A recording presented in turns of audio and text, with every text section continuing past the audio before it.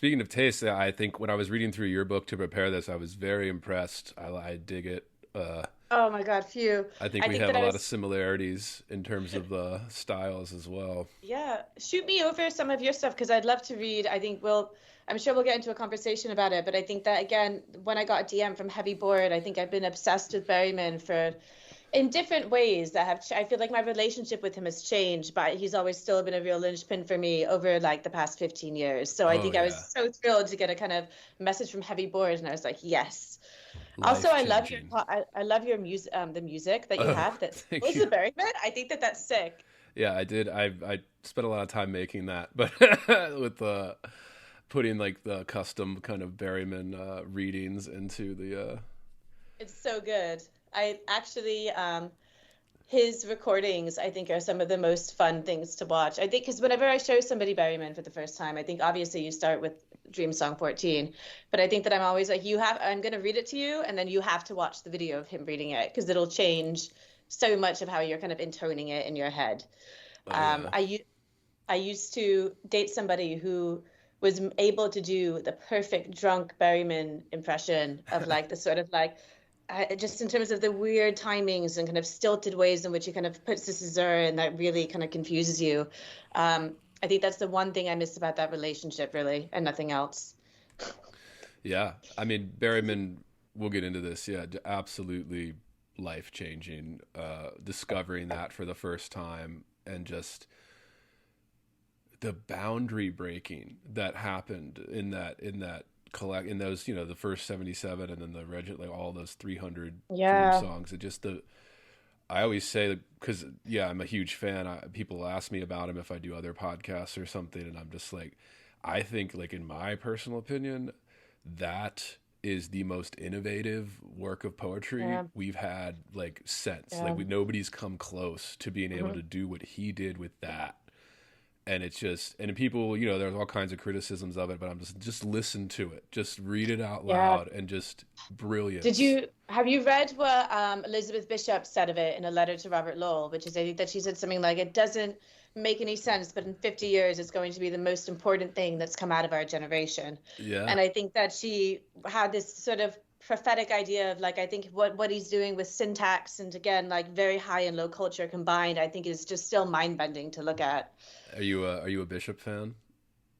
Bishop took a bit longer for me. I think that I do love her. Me I actually too. think that Yeah. she is amazing. I think that she's one of those poets who I find I did a course on her and I think I found her really, really difficult to actually write essays about because I think in some ways her poetry is so perfect and smooth. Yeah. It's almost like writing about Blake, where I think that if I'm going to write about Lowell or someone, there's quirks there's scaffolding. I felt like I was almost with Bishop climbing up a glass wall Yeah. because it's so kind of considered. And I think that that's amazing, but I think can really make it almost academically difficult to have to engage with. That's 100%. I agree with everything you said. Yeah. I think she's one of the best that ever lived to do it. And I'm obsessed with her. And like The Fish is one that I'll give students and stuff. Oh I yeah. think it's a perfect poem, kind of like, and yeah, she's unbelievable. And then, yeah, her attitude, like her letters and stuff, just what you see and Oh my all that. God. It's, I think that I have all of her letters to Robert Lowell. I think I just love, I carry them around with me whenever I have like a flight or like a long train journey, just because like one, they're so amusingly bitchy to each other, which I love because poets are secretly very bitchy people. But I think that she has such a keen eye. Like I think there's some, yeah, she has an incredibly keen eye, and I love her attitude. I mean, this is a more controversial thing, but I think refusing to be in women's only anthologies, I think is really interesting and something that I respect a especially at the lot. time. Yeah. Yeah, and I think kind of distancing herself from the kind of women's liberation movement, especially just in terms of her poetry as a lesbian as well, I think is so interesting. So yeah, really fuck with her. Oh, Can I? yeah. I can swear on the Oh podcast, yeah, yeah. right? Anything goes. Yeah, sorry. Yeah, Okay, no cool. rules. Anything So, goes. Any crazy idea, even we'll talk about it here. That's what I want the podcast to be. Like, I want it to be. This is where I always say, like, when I originally started it, I wanted it to be. This is the conversation that people have after the course, in grad mm, school at the bar, where they say what they really think. Not yeah, to appease your teacher or not to just hold your tongue because you don't want to get into it with this, annoying person yeah. in the cohort or whatever, but just what you really think. And I just Yeah. So yeah, anything goes. You can swear, Awesome, bring up amazing. crazy shit. Yeah, crazy stories. Any of that. It's all fair Yay, game. brilliant.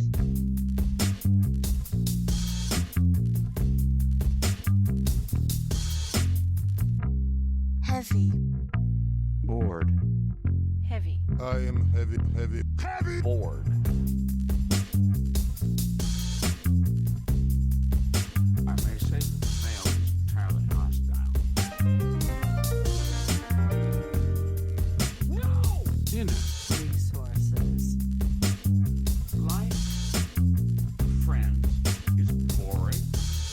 We must not say so. This is Andrew Wittstadt, and you are listening to Heavy Bored. And we're recording this on January 12th, 2024. My guest today is the poet Sarah Fletcher, a writer whose attitude and command of the craft comes across in stylish and flashy ways. Her work is inventive, refreshing, interested in pushing the boundaries, the limits of the craft. Her work speaks for itself, listeners, and the ambition is on the page. She was called a poet of the future by Michael Dickman, which was my favorite of the blurbs for her debut poetry collection, Plus Ultra, which came out in the spring of 2023 from Cheerio Publishing, and, of course, is linked in the description of this episode, listeners. The style is impressive. I can't seem to get away from that word. The sheer ambition that she is able to scale and mount onto the page is nothing short of impressive. There's that word again, listeners. Sarah's been compared to poets like Plath and Sexton, and there's a sheer ballsiness to the work. The confessional aspect that aims to push boundaries and lay things bare. Sarah Fletcher is a poet who you will be hearing more of in the future, listeners. I have no doubt. One of the co-founders of the Dead Women Poets Society in 2015 and named a Foyle Young Poet of the Year in 2012, Sarah has also previously published 3 other pamphlets of poetry: Kissing Angles from 2015, Dead Ink Press; Typhoid August, my favorite of the titles, from 2018, and Caviar from 2022 from Outspoken Press.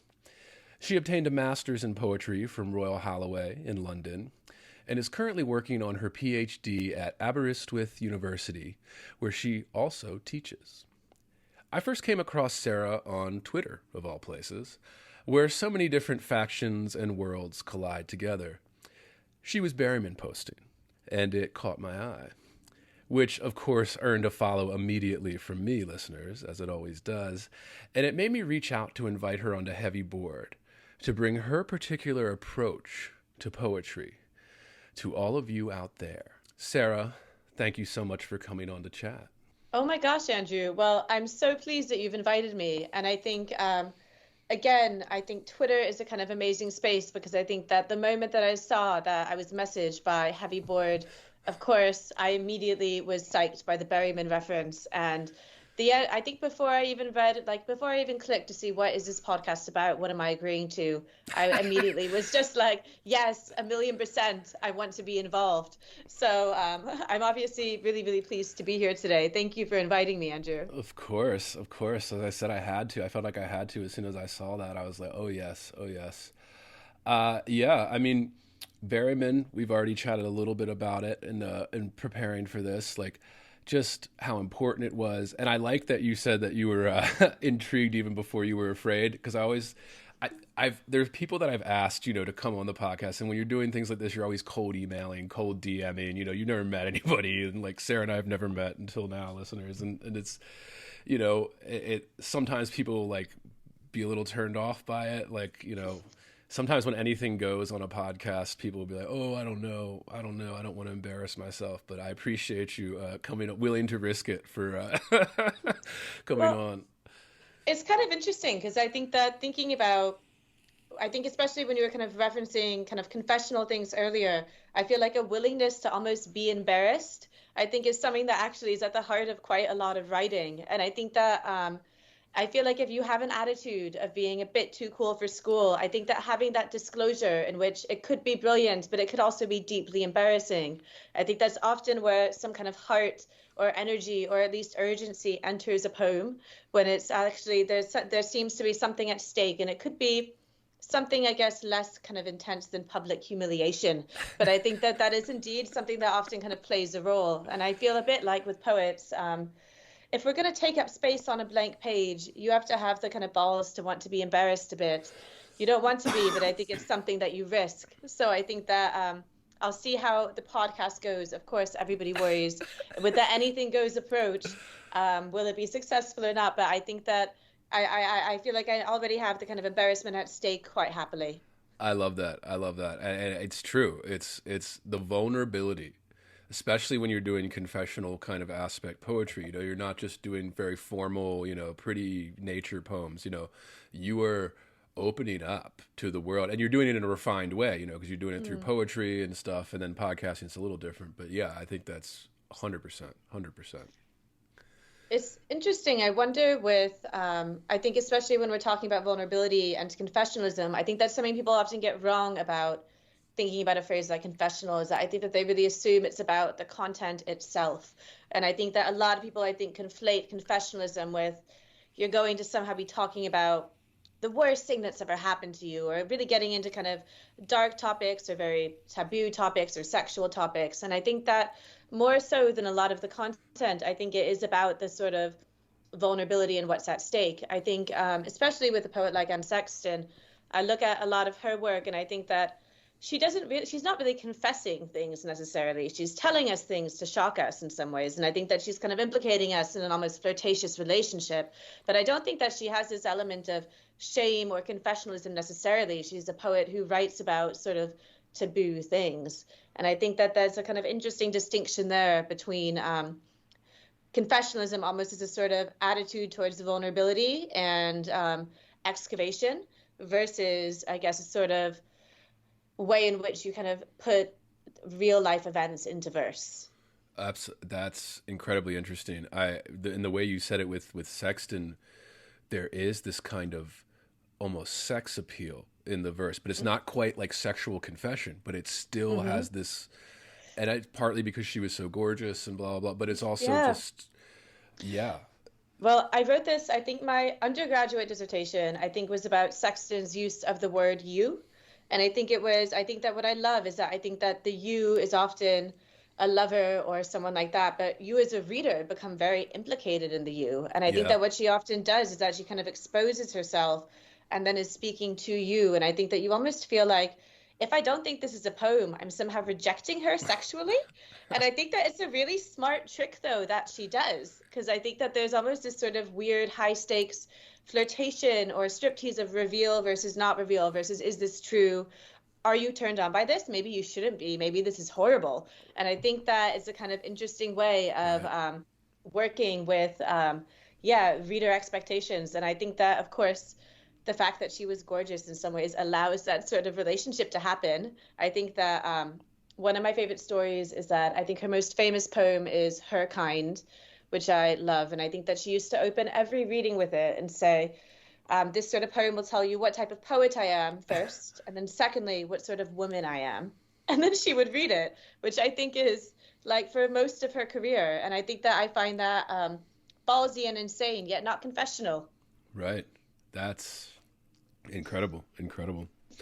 Yeah. And I want to get to that now. We're already going all these different places that I'm so fascinated. I want to keep going, but I did want to interview you and showcase you here. So I always like to start this off with just kind of more intimate questions. Whereas, what was your childhood like?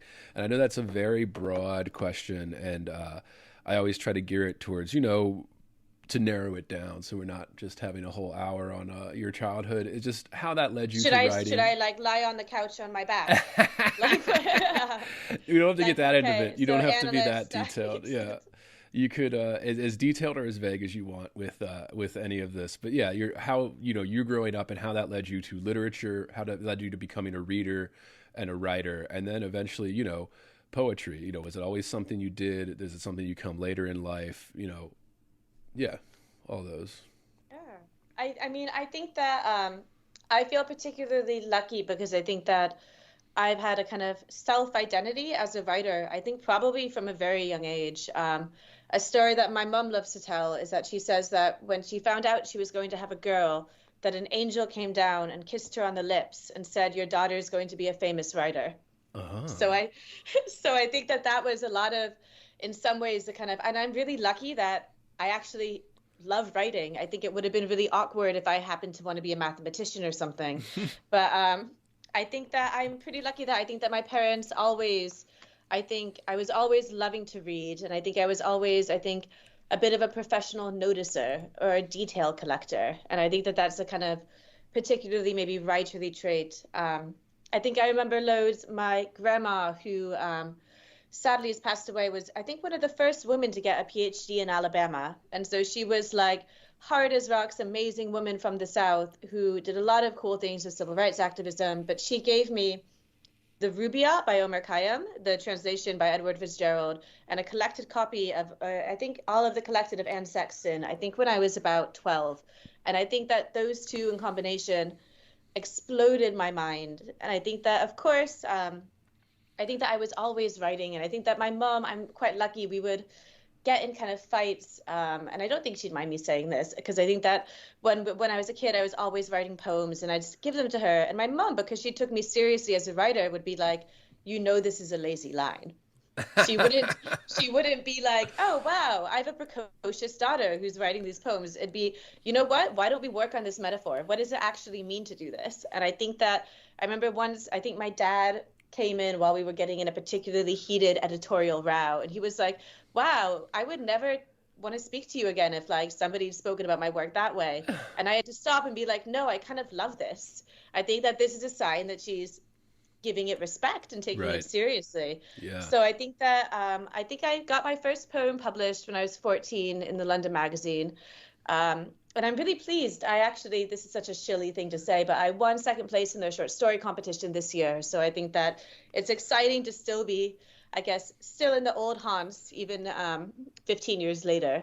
But I think I think I started submitting properly when I was 17. And I think that I won a few youth competitions. I always joke that I won the Foil Young Poets competition, and there's quite a few of us around. I almost feel like we need a group similar to AA, where you can be like, I was a former Foil Young Poet, and it's like, and for some reason I was told that I can make a living off of art when I was a kid, Right. and now we're all poor and live in London, and have vague emotional issues. But I think that I'm pretty lucky that I think that I was always really interested in literature specifically. I mean, I imagine most writers, or at least a lot of my writer friends, you go through a brief teenage period where you're like, I'm going to be a rock star instead. So I think I definitely had a stint where I was like, fuck this, I'm going to write lyrics now. Also, I can definitely sing. Right. I cannot sing. So I think that I think that was a lot of the background. And I think I was lucky to have had quite supportive teachers and kind of imbibing influences, despite the fact that, of course, I was probably one of the most angsty teenagers ever because I moved around a lot. So I You're a was millennial, born in, right? yeah, of course. Yeah. Angsty millennial, like it goes hand in hand. Yeah. I know. And I think that it's funny because I think that my brother is a Zoomer. And I think that our attitudes, I think because he was not, of course, all teenagers have a rebellious period, but I don't think he had angst. I think angst is a very kind of specific sort of thing to have. And I think I still actually feel like I'm an angsty adult, which I think is probably one of the less appealing things to be. But But you said you do both fiction and poetry? yeah, so I mean, gosh, I'll whinge about this eventually. I'm writing a novel, which is one of the worst fucking ideas I've ever had because I'm 65,000 words deep, and it's like this is an entirely different approach to writing. Yeah. I mean, I think that I only started writing fiction though in the past 2 years. I think obviously as a child we all write stories, but I think that there is something very specific about poetry that attracted me, and I think that I remember, this is such a funny and almost embarrassing thing to say on a podcast. I think when I was like 11 or 10 years old, I had a really big crush on this one guy. Shout out Chase Clemens, who will never listen to this. I think but he was kind of like a popular guy. Obviously, I was a bit of a weird girl, and I gave him a poem that I'd written, which was like called My Will, and it was like, if I were to die tomorrow, I'd tear out my heart, give it to you, and pray that you'd become a different person. And I gave it to him thinking it would be like a nice romantic thing. Of course, it's not a cool thing for a 10-year-old to do. Right. I think teachers were like, that's kind of mean. But I think that I probably liked the concision and the sort of intensity that poetry can afford you. And I think that was probably something that I was kind of gravitating towards. Yeah, that's awesome. I mean, I like when writers do both too, because I think there's something about poetry where you said this condensed form, it is the most difficult form in a lot of ways, where you have to do so much condensing, and then it's more than just condensing, because when you're doing long form fiction, you can just be writing paragraphs and paragraphs, and it doesn't matter where the line ends, it doesn't matter how it kind of goes full circle. I mean, it does in terms of plotting and other things, but it's related. But I always say, like, if you study poetry, it makes you better writing at fiction, nonfiction, all these other forms of writing, because poetry is this kind of highest form of kind of word art, I guess you could, if we want to call it that. Well, I'm intrigued because I think I heard you say in another podcast that you're writing a novel at the moment. Oh yes. And I think I can tell that's a distressed novelist. Oh yes, that's how I feel. That's how I feel. I think that it is interesting though to see. I think that when I first started approaching my novel, I think that I almost had to train myself out of quite a lot of poetic impulses that I have, which are, for example, editing a lot as I go. Or I think that my supervisor, who I showed some of it to, was like, Sarah, this is incredibly dense. It's so dense that I feel like I need almost line breaks to take in what is happening. You know that you are allowed to kind of expand and go on a tangent. And I think that because poetry operates so differently, I think it took me a long time to actually give myself some permission to be able to sort of be like, okay, actually, this is a form that breathes in a different way. Yeah, absolutely. And I just, I like that. And I always blame, I mean, I don't know why this happened, but I mean, I don't know if I'm just being like rose-colored glasses or what, but like, I always felt like it used to be much more connected, where I always kind of blame like the MFA system, where they say, oh, you pick poetry or fiction, you can't do, but there's always some overlap where you can take courses, but you have to declare whether you're doing poetry or fiction or nonfiction and stuff, even in PhD level stuff. And I'm like, okay, so they're kind of forcing you to go one way or the other, when it's like you should be doing all of it together because it's so connected. And it makes you better, a better reader, a better writer when you do it all together. But then I just feel like writing as a species is something that is useful if we are able to kind of obviously integrate with all the taxonomies within it. I think that I find it very mad that there's almost a sort of hyper focus, especially where I think that I know loads of novelists who don't read any poetry at all, or just don't know anything about poetry or the history of poetry. And I'm sure that we can say the same about poets who really don't actually read a lot of prose or know even just what kind of conversations are happening within that kind of particular canon. And I think that it is a shame to just writing as a discipline to see it again in this sort of mono way, especially when I think historically that's not really been how writing has worked. Yeah, absolutely. Absolutely. And you said you have an interesting history where you said you're a British American. You have dual citizenship, both continents here. With tell listeners a little bit about that. Yeah, so I think that I grew up in New York, Connecticut, and Illinois, and I think I was interested in writing then, but I think that when I moved to London, I was about 13, and I think that I really started writing in a more as serious as you can be as a teenager way there. I think that I kind of briefly mentioned to you before, I think that it is kind of interesting in terms of influence, because I think that I feel quite lucky that there's a quite ripe tradition of the American moving and relocating to the UK.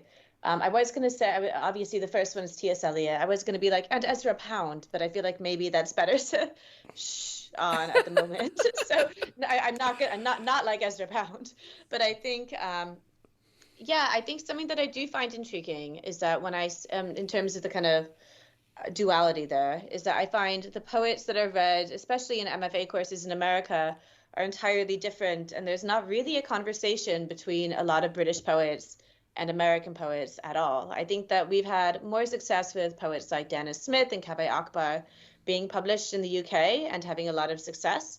But I think that there's actually two separate kind of cultural conversations happening with poetry between the two continents. And I think I find that kind of intriguing. I think that, especially because I read both and want to sort of, obviously everybody seeks to be a bridge in some way, Right. a bridge that they will end up burning. But I think that, yeah, that always specifically intrigues me, how much I feel like there's a kind of lack of cultural exchange happening, when I think historically there's been so much similarities between the two. I mean, I guess obviously the elephant in the room of an American poet who moved to England is Plath, who I share a birthday with, actually. Really? Isn't that the spookiest shit ever? Yeah, I think that that's like my party fact. If I want to freak people out, I think that, and also Dylan Thomas, actually, it's a good birthday for writers. Yeah, yeah. I guess dead writers. At least one. I'm very much alive. The ones that have done something, yeah, of course. Yeah, well, the ones that who you're interested, I think that they're often, it's kind of funny, Dylan Thomas and Sylvia Plath, they're kind of the writers who you read when you're 16 and you're like, yes, I like this. Yeah. And I think that in some ways they become a bit, I think that they can often become a bit passé in some circles. There's this amazing test I took online, which is it a Dylan Thomas line or the name of a heavy metal band? I think that some of it is like intense cacophony, can kind of lend itself to that reading of it. But I think that, yeah, they're the goats. You read them when you're a teenager and are like, poetry's kind of cool. Yeah. And then you like grow up and you're like, damn, this is so not cool. This is not fun. But I think that, yeah. And you, I always like to ask, what were some of the first poets, writers, even expand it beyond poets, that you were enamored with, or who, like, your kind of go-to inspirations or idols in the literary world? So I think if I'm thinking back to when I was around 16, I think it's always funny. There's something I read online, which is almost like your music taste really solidifies by the time you're 17. And I think that a lot of the bands that you end up really loving are the bands that you love when you're 17. Oh, yes. And I think that that's so true for me as well. But I think with poets as well, I think that I remember at that time imbibing a very kind of healthy diet of, I think actually Percy Shelley, if I'm going to name drop someone older, I think I remember reading The Wasteland in high school, and the teacher started it off with, "You guys are not going to understand this poem." And I just said, I do. Yeah. I think that I do. I don't think it's that incomprehensible. I think that I really, really fucked with The Wasteland by T.S. Eliot. And I think I still go back to that. Of course, Proofrock is the teenage, like, Right. incel love. I think that I was reading a lot of that in Gates. But I think that really, I remember, I think when I got into Berryman, who I think that we both have in common, Oh, I think yes. that I had the huge dream songs, the 77 and then the rest, all in this one thing. And I think I lugged it across. I like had it almost as like a pet dog with me at all times, like on a bit of a dinky leash of like some stupid purse I had. Right. And I think that it's just amazing for dipping in and out of. And I think that every time I opened it, I felt like it was a kind of, I don't know, like a portal into something quite creepy or menacing or exciting and ecstatic. I think that there's so much to be found in there. And I think that Berryman, as well as I think obviously like massive soft spot for Lowell as well. I think that those are people who really got me into things. I think also, to name drop someone older, I think that when I was at university, I had a poster on my wall of the poem "They Flee From Me" by Thomas Wyatt, which is a pre-Renaissance poem, essentially about being an old man that girls don't want to fuck anymore. I don't really know, as a like sexy 19-year-old, what I was manifesting with having that on my dorm wall. Whatever it did, it probably didn't work. But I think that I feel like there is a sort of tentativeness with how he plays with meter. I think what I especially like to link it to Berryman as well is I think being able to know the kind of rules of prosody and then thinking, well, how can I, if I'm either like, how can I fuck this up, or how can the syntax be weird? And I think that obviously poetry, you have to focus a lot on rhythm and things like that. what does it mean to have it be disjointed in this purposeful way? Or what does it mean then to kind of slice a perfect iambic line in the middle of that? I think that that sort of control was something that I think I was always interested in, especially with my early influences. That is fantastic. Yeah, and I love the way you put it with this kind of the control and then this kind of like the subversion of the expectation and stuff, the way writers like Berryman would do that with the dream songs and stuff, and even Lowell. Yeah, I mean Lowell is such a towering figure in poetry, and I know he's American mostly, but I mean just what a figure. And when you read that stuff, like it is so complex, like especially, I mean, the confessional stuff is less complex than his earlier stuff. You know, I'm thinking of what Well, I think Lord Weary's Castle is really underrated. I think Right. his early stuff like slaps, and I think also like is really, really good. and it's people, they don't, because it takes more work to appreciate Lowell's early stuff than it does the confessional stuff with his later, you know, life studies in the 60s there. But it's like people are like, oh, that's too difficult, but it's like that is masterful. You know, there's a reason that he's a towering figure in literature at all, both continents, yeah, the British and American kind of scene. It's just because, I mean, who is going to put that much work into it anymore? Who's putting that much work into that kind of rhyme scheme for that long? You know, You'd love that there's this letter, and I'm sorry, I think No. I'm the worst for interrupting, and I think that Please. I know it's, I think especially on a podcast, I feel like it's one of I think the Zoom era was very hard for me emotionally because I get excited. But I think that you'd love this, which is that there's a hilarious letter that Robert Lowell writes John Berryman before they'd met in person, and he says, "We have so many things in common. I am's ... wife ... wives ? And I think that there's this sort of I'm using, I think, metrical bravado that manifests probably in their marriages as well. Hopefully, who knows? But I think that that I find really intriguing. I think especially with a lot of early Lowell, I think that there is, because I think that Lowell is someone who I think I actually have the biggest soft spot for. I think especially, I mean, his early stuff is amazing. That poem, The Dolphin, though, where it's like, my eyes have seen what my hands have done, that like fucks me up. And it's such, like, when I read that, I'm like, oh my gosh, I just love that. And I think that he has this sort of, I think that he's able to get away with a lot of the stuff in life studies because he's been so learned, and again, from this kind of Boston Brahmin background, Right. and has like really been able to sort of like imbibe the classics, and like obviously he has the Ovid translations and things like that. There's so much that's going into it that I think makes it interesting, and I think that we kind of forget that a lot of that was required for him to be able to write something like life studies. Yeah, absolutely. And like, because he was doing it so long too. But you talked about music too, and you said even in your teen years you had kind of a period where like you kind of went away from writing, and then it was more music and like trying to be in bands and sing and write lyrics. And was music a big part of bringing you back into poetry? Because I like hearing that with writers, because it was for me, like music was the gateway into, and lyrics and stuff was the gateway to serious poetry study and like engagement when I was in my late teens, early 20s into college. And I was just curious if you had any of that, or... Were you a big Bob Dylan fan? I'm not a huge Bob Dylan fan. No, neither but, am I. Yeah. But I'm intrigued. I want to kind of, I guess I'm intrigued by who were the... I'm a millennial, so emo music was big. Emo lyrics, and I know that's not the best poetry if we're going to try and make the comparison. Fall Out Boy was the first concert I saw. So which one? Sorry? I saw Fall Out Boy. Oh, I know okay, that they're perfect. not technically emo. I like a lot of old school emo, like Rites of Spring, and I guess Fugazi aren't quite emo, but things like that, I think that I fucked quite heavily with. Yeah, so. love Fugazi. And then it was always like Taking Back Sunday was big. That was a very big one.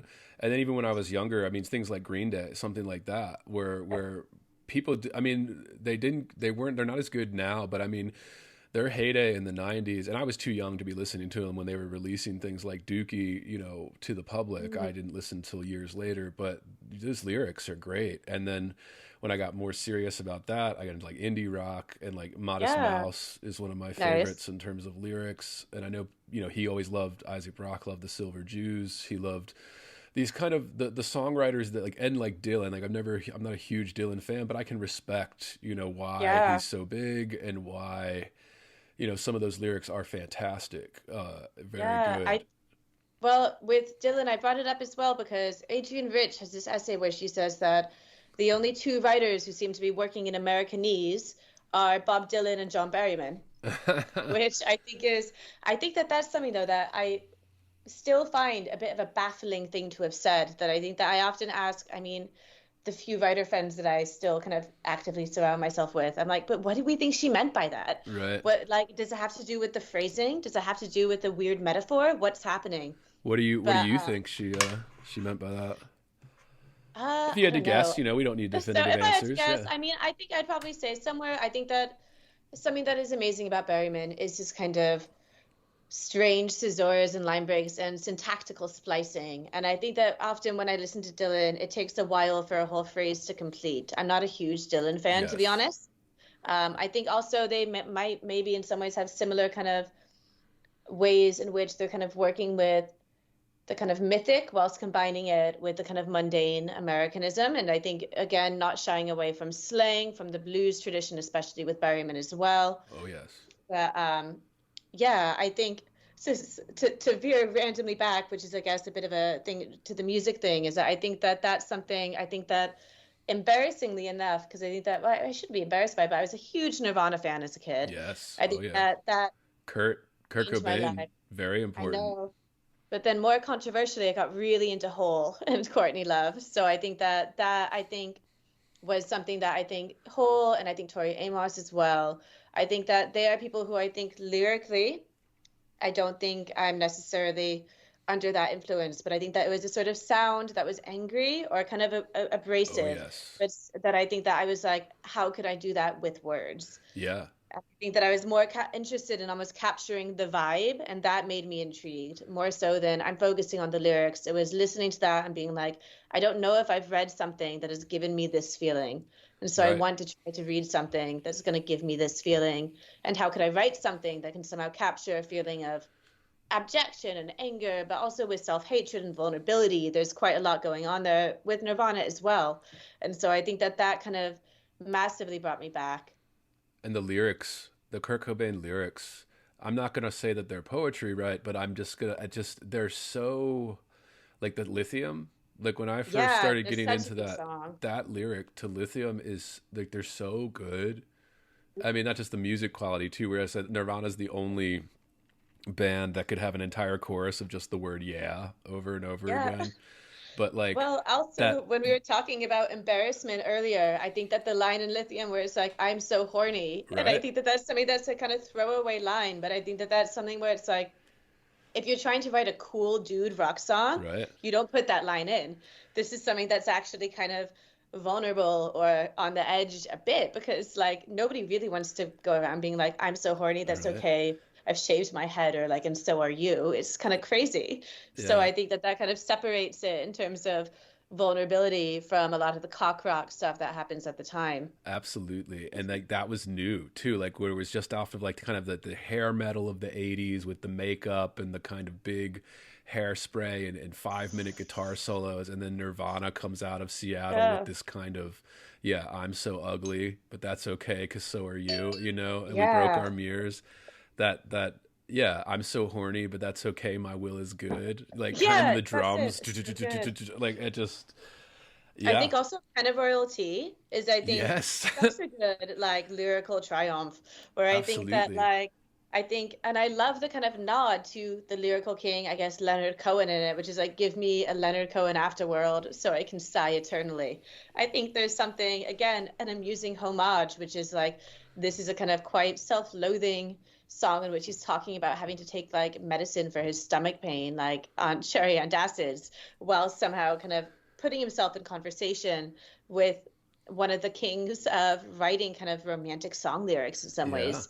And I think that that's something that I think I really liked a lot as a vibe. And I think that I wanted kind of how can poetry then be operating in that similar sort of way? Yeah. I think that rebellion in poetry, I think that a lot of people who are seen as kind of rebellious, you either end up with sort of, I don't know, like this sort of like poets who Damn. See, I'm already into the podcast and I don't want to say things that will get me in trouble. No, But I think that I think there's like the sort of poets who just like do almost like word art. And I think that that's one way of rebelling. And I think that we've almost had these kind of dual ways of rebelling, which is either I'm going to see how dark I can get it and I'm going to confess things that are so autobiographical, or I'm going to almost do this sort of like nonsense word art. And I think that those are both things that for me felt personally unsatisfactory Yes. at kind of capturing the urgency or interest of especially a lot of the music that made me think like, wow, this is making me feel something, but it's also making me think a lot too. There's this T.S. Eliot quote where he says, great poetry can communicate before it's understood. And I think I've really had that as a sort of compass through most of my writing, where I want to be able to communicate something and then you can go back and understand it in maybe some kind of intellectual way. But I feel like there's either too much communicating or too much understanding going on. Yeah. And I think that more synthesis happening. That's a very interesting way to think about it. And it's making, I didn't prepare for this, but I'm thinking of it now with this kind of, there's kind of something wrapped up. And I think Plath, Sexton, I'd throw Ginsberg in there. I'd throw some of the poets that people get into when they're first getting into poetry. Frank O'Hara I like to throw in there as well. And then there's kind of wrapped up in these lyricists too, with Bob Dylan, Leonard Cohen, Jim Morrison. At that time period, I love the Doors. I love the Doors. I know, yeah, I'm not a huge fan. I'm not a fan of his poetry, but yeah, I like the Doors as well. Subtle. Yeah. When I was like 12 years old, I think that all the girls had like posters of Justin Bieber on their locker, and I had like dead Jim Morrison with his shirt with off. the shirtless, that famous one. And that was like who, when I was 12, I was like, yeah, I like him. Oh yeah. That's like, I'm like, I don't like Justin Bieber. I like this random drug addicted man. But I think you put your finger on it through my life as an adult. So, yeah, what? exactly. And I think, but you put your finger on it where you said with the thing that all of those artists kind of have in common and why they kind of circle around this poetry thing is because it says that Eliot quote where it implies meaning, and even some of these lyrics, Nirvana and stuff, imply meaning before you understand them. Like, people always give them Nirvana shit for like Smells Like Teen Spirit. The lyrics are kind of nonsense in a lot of ways, but then it conveys that feeling without you having to understand the chorus. It's just the shouting, a mosquito, my libido, like this kind of rhyming and giving you that feeling without making sense. And there is that kind of, maybe that's why when we're just getting into poetry and things, before we take it, to the academic levels where we're getting masters and PhDs, we're enamored with these artists that are, like you said, trying to do poetry in a way that's like rock stars, like kind of. I had a friend when we were younger and in college, undergrad, getting into poetry, took workshops together, and she would always say this question to me. She was like, how do you poetry like Banksy? Like, that's what she would say, where like make a statement and make people see it, make people see it and kind of be loud, kind of that rock music style. And I don't know, everybody has their feelings on Banksy or whatever, but just that time when I was an undergrad, he was blowing up. Like Exit Through the Gift Shop was huge. Everybody wanted Banksy stuff. He was, the biggest artist in the world at the time. And, it was cool. It was cool. I know some of people are like, oh, it's cheesy now. And some of it is, but like a lot of it still holds up. Like a lot of it is cool. And it was very simple. It was very stripped. It was, I don't know where I'm going with that, but yeah. No, it's funny because Banksy, I think, is an interesting person to bring up because I think that so this is an incredibly rude question to ask. How old are you? I'm 34. You're 34. I'm 29. And so I think that I thought Banksy, was a bit passe, but I actually lived in Bristol, where Banksy is from. Right. And I think there's loads of original Banksys around Bristol. And I think that he's really part of the Bristol environment. So when I was briefly living there, it really gave me a kind of renewed sense, actually, of like, you know what? I'm not too cool for school for this. I actually think a lot of this is actually kind of sick.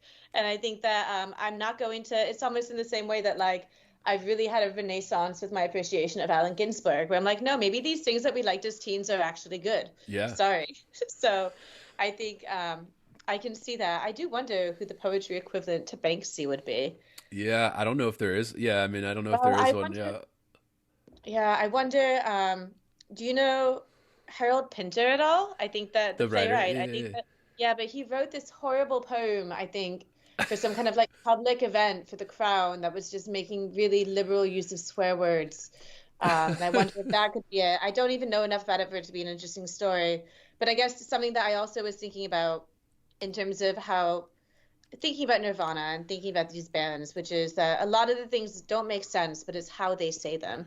And I think it reminded me a bit of, do you know what is one of the Berryman poems where it says like, it's doing a blues stanza or something where it's like, I've been so lonely, haven't seen my son, or something like that. And I think he's really working. It's very simple, but I think for me, it's one of the saddest poems that he's written. And I think that, again, it's because it's not necessarily the content, what he's saying, but I think that it's the intonations where I think that, again, that's what kind of makes it powerful. And I think you do this great in your work too. Like, this is what I was drawn to, where you are the short one word sentences, and they work, they rhyme even, and then a long sentence that is extending the line off the page, you know, and that putting them together does create like an urgency, like a kind of almost rock music. I don't, you know, we don't want to go that far with it, but yeah, like I really don't go that far with it. I don't care. Yeah. Well, I think actually it's interesting. I'd like to ask, what do you think about Frederick Seidel? Never read, never heard. Oh my God. No. So Frederick Seidel, I think he's an American poet. Funnily enough, I have a copy of his book over there. He won a poetry competition for a collection that Robert Lowell judged, I think in the late 60s. And the title of the collection was Final Solution. What a dickhead. He's such a dickhead. But I think that he has this almost very vulgar, clunky, like line breaks, where I think that he has this almost hackneyed rhyme. So I think that what he often does is like, there's this great poem of his called Cunnilingus, which has a phrase like, my face is falling off my face, which I love. But I think he has a lot of things that are really willfully offensive, like a woman my age, like a naked woman my age is a nightmare. And I think that he plays into, though, being a massively rich dickhead with this most hackneyed end line. And I think that when we were thinking about what is kind of rebellious to say in the context of contemporary poetry, I think him actually being like, yeah, I'm a gross old man who fucks young women and like lives in a like penthouse in Manhattan and has like studied so much, and like I'm just gonna have these almost offensively simple rhymes. I think that I almost feel like is kind of, there's something, I mean, I don't want to be a dickhead and say a word like punk, but I think that there's something that has a sort of aggressive, like, I feel like it's like 3 chords, angry, doing something like that. And I think that because of that, I actually really like it, even though I imagine, obviously the feminists don't like him. So. Yeah. Well, I think punk, are you a punk fan at all? Like, oh, a huge punk fan. That was very important to me as a kid. Yeah. Like, and there was kind of a punk revival when we were growing up as millennials too, I guess in America and the UK. Where you have like kind of the original punk UK bands, you know, like with the Clash, you know, like the Sex Pistols, the Buzzcocks, weren't they British or were they? Oh my God, the Buzzcocks are so British. Love the Buzzcocks. I think that is funny actually, because I think that the first punk band though that I really got into, which is again, I feel like was the Ramones, but I think that they're almost like early Beatles with distortion. Like I feel like I could see the Ramones doing "I Want to Hold Your Hand" with distortion, and I think there's actually something so almost earnest about the Ramones, because they're not edgy in the way that some of the other ones are necessarily in terms of their song structures or even lyrical content. But I think the Sex Pistols were like super fucking just the shows, like the cutting themselves on stage. You know like what I hate actually is that I think that a lot of punk fans love to kind of peacock by being like, you know what, the Sex Pistols kind of suck. And I'm like, you know what? I like the Sex Pistols. I think the Sex Pistols are good. I think Submission and Pretty Vacant, those are great tunes.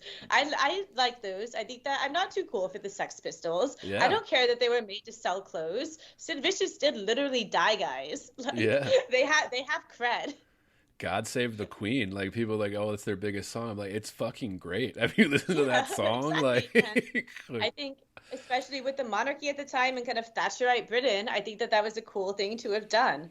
But no, I think I really fucked with them. I think I got really into, do you like any post-punk stuff like Gang of Four or like, I think that, or even like Talking Heads, like new wave stuff. I think that I got really into, I think actually Stop Making Sense is an ethos I quite like in terms of a kind of poetic thing, because I think that obviously, I think there's this kind of, again, I think that it ties back to things that we've been saying about expression and wanting for things to be, again, communicated before they're understood. Yeah. So I think that a lot of that stuff I really fucked with. Yeah. And that was a huge deal. Like it was at that time. So when we were growing up, you go into Walmart. I know this is basically American, I guess, but like you go into Walmart, they were selling Sex Pistols T-shirts. They were selling like Dead Yeah. Kennedys T-shirts. They were selling Ramones T-shirts at Yeah. Walmart. It was like this huge revival that was happening, and all these teenagers that were like, I was like 13, 14, Yeah. getting into this and listening to all these records from the 70s and 80s and 90s, and then just like. Yeah, I think that's a huge influence over our entire generation. Like, Yeah. like just, It's kind of interesting because I think that you kind of mentioned the word emo earlier. And yeah, I think yes, that when please. I when love I was, talking emo. Yeah.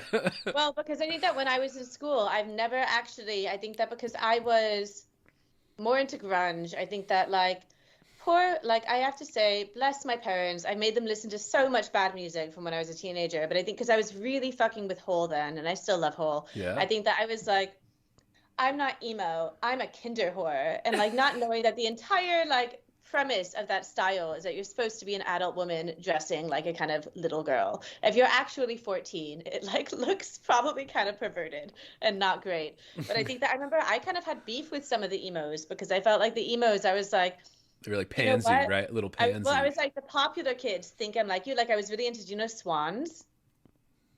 So they're like really horrible to listen to. I don't even recommend them. But it's like one of those things where I'm like, you think that's heavy? Do you want to listen to just like dissonant noise of a man? Like, do you know Suicide? They're kind of similar to Suicide, like dissonant noise of a man having a breakdown.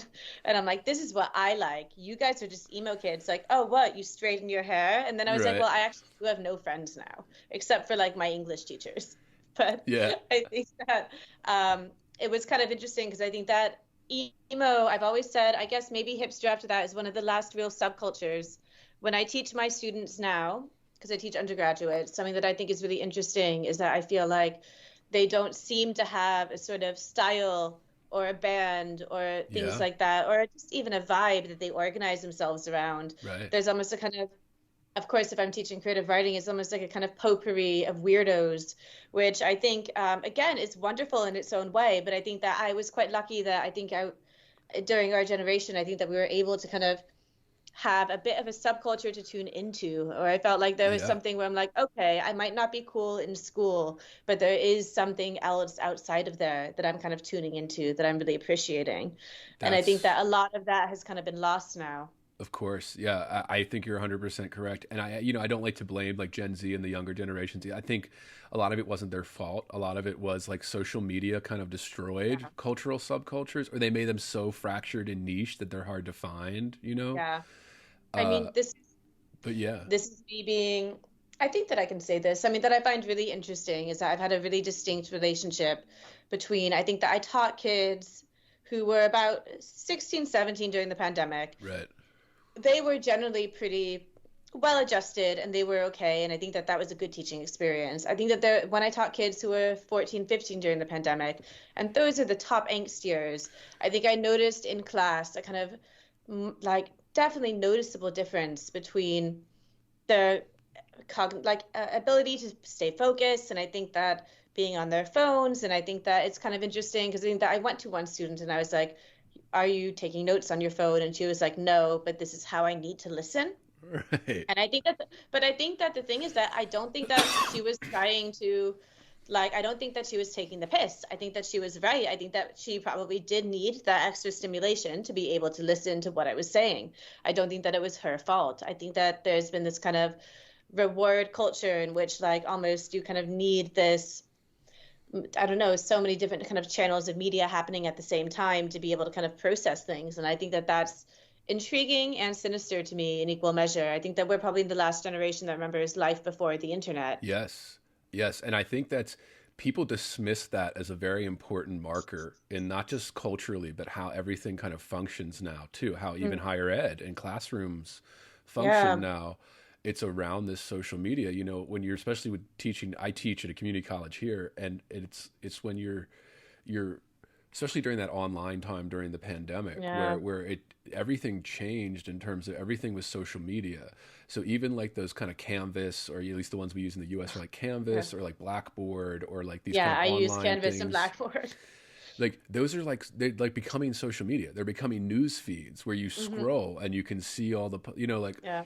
it's very interesting how that's changing everything, and people are like dismissing it because we're too close to it maybe to like analyze it as like this is a big shift, not just culturally but like how we used to do things, and it's affecting things, even affecting the art, even if however minor, Yeah. how we create, how we publish, how we do all of these things, how we podcast, and we can chat, like you can chat with you over in London while I'm over here in the US, and we can have these kind of connections, that which is the great thing about it. But then there's like the negative side too, where Yeah, well, everything's it's so interesting because I think that obviously like something. So I was talking to a friend recently because I'm writing this stupid novel, but I was saying that for me to be able to write, I really actually have to do it freehand. I can't write on a screen. I love And that. so my friend was saying, so you're telling me that you've written this entire novel down in different bits and you type it up. That seems time consuming. And I said, yes, that's exactly what I'm doing. Right. I actually, how I interact with the screen at the moment, I see it as work or doom scrolling. Yes. I think that the ability to be creative, like on a screen, I think is incredibly different for me. And I think that generally, I think that especially because when I go through a writing process, I think that, I don't know how poems start for you, but I think that for me, I think that I generally write, I think that they don't happen linearly. So I think that I usually write something in the center of a page. And then I think that I start to kind of have different things offshooting from that and expand on those. And then at some point, I know what order to put them in. And I Yeah. think it's a very weird process, but it's not a process that I can replicate on just text edit or Yeah. notes. And I think that it's kind of intriguing, the kind of, ramifications that this has for creativity, because I think that it is kind of crazy. 100%. And I love that you say that, and that's your routine, and that's your kind of process. I love that you do it away from the screen, particularly when you're doing long form writing. Like for me, especially experimenting with fiction, I would always do poetry, handwritten. First drafts are always handwritten, and my that's just the way I like to do it. But then, sometimes I'll do that with fiction too, but it's just easier to do it on the screen right away because you're just doing so many lines if you're doing a couple pages a day or whatever.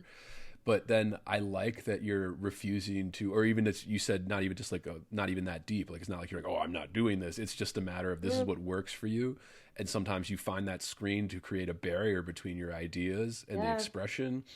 I think that's so important, and that's something that I think a lot of writers and artists, some are grappling with it now, but I think in the next 5 to 10 years, there's going to be even more people trying to grapple with this kind of, this addiction to screens and this constant everything's on screens, all your work is on screens, everything when you're doing the kind of knowledge jobs, like it's well, it I think that affects I saw some meme like earlier a few days ago that was like, so I was at work and I looked at this one screen, but then I had some breaks where I looked at my small screen, Right. and then I went home and I looked at the good screen. Right. And I think that I think that it's so obvious to be like, oh, screen's bad. But I do think that in some ways it is a kind of excess of stimulation. I think that's something that I've started to do. Well, I think I started doing this a few years ago. Is that I think that I started to really try to get into classical music because I think I really wanted to train myself to listen to something with no distractions and be able to kind of appreciate something that is long form in its own way without getting kind of bored. Because I think that obviously I listened to like my own music, but I was like, you know what? I'm just going to start to listen to a 10-minute prelude for something. And I just want to actually see what that experience is like. And it's almost kind of like going to the gym in terms of getting endurance for something. And I think that what I really disliked is I've done that with music. I think that I find it frustrating with often even reading novels where I'm like, I really want to be able to savor something like that and not have that kind of distraction. Like I think that I've been reading, do you know The Magic Mountain by Thomas Mann? Oh yes. Oh my God, amazing. But I think that that's a heavy book. Oh yeah. And I think that when I first kind of started approaching it, I was almost like, I want to get to the end. And I think that I've almost tried to kind of cognitively work with myself. So I'm actually just really enjoying the process of reading. I mean, I think actually this ties a lot with what we've been saying about poetry, where I think that a lot of poetry, I think, is important because I think that it really forces you to focus on the process of reading.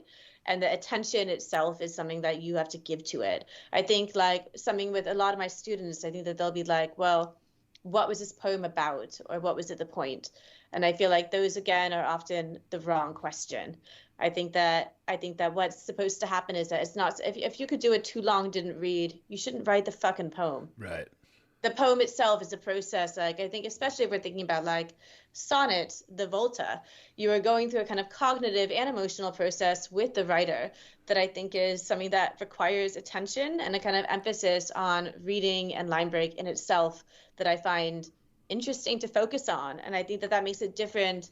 Like, I think I read something online that said at the moment. If you're hearing this, it's because you are listening to the free public feed of Heavy Board.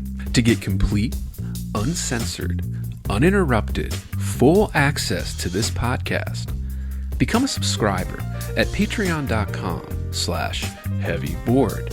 That's right, Heavy Board is made possible by subscribers like you. For less than 1 cup of coffee per month, you will receive private access to uncensored, full-length episodes, Jerk Shop, heavy bonus content, subscribers-only AMA episodes, bonus extended interviews, and more.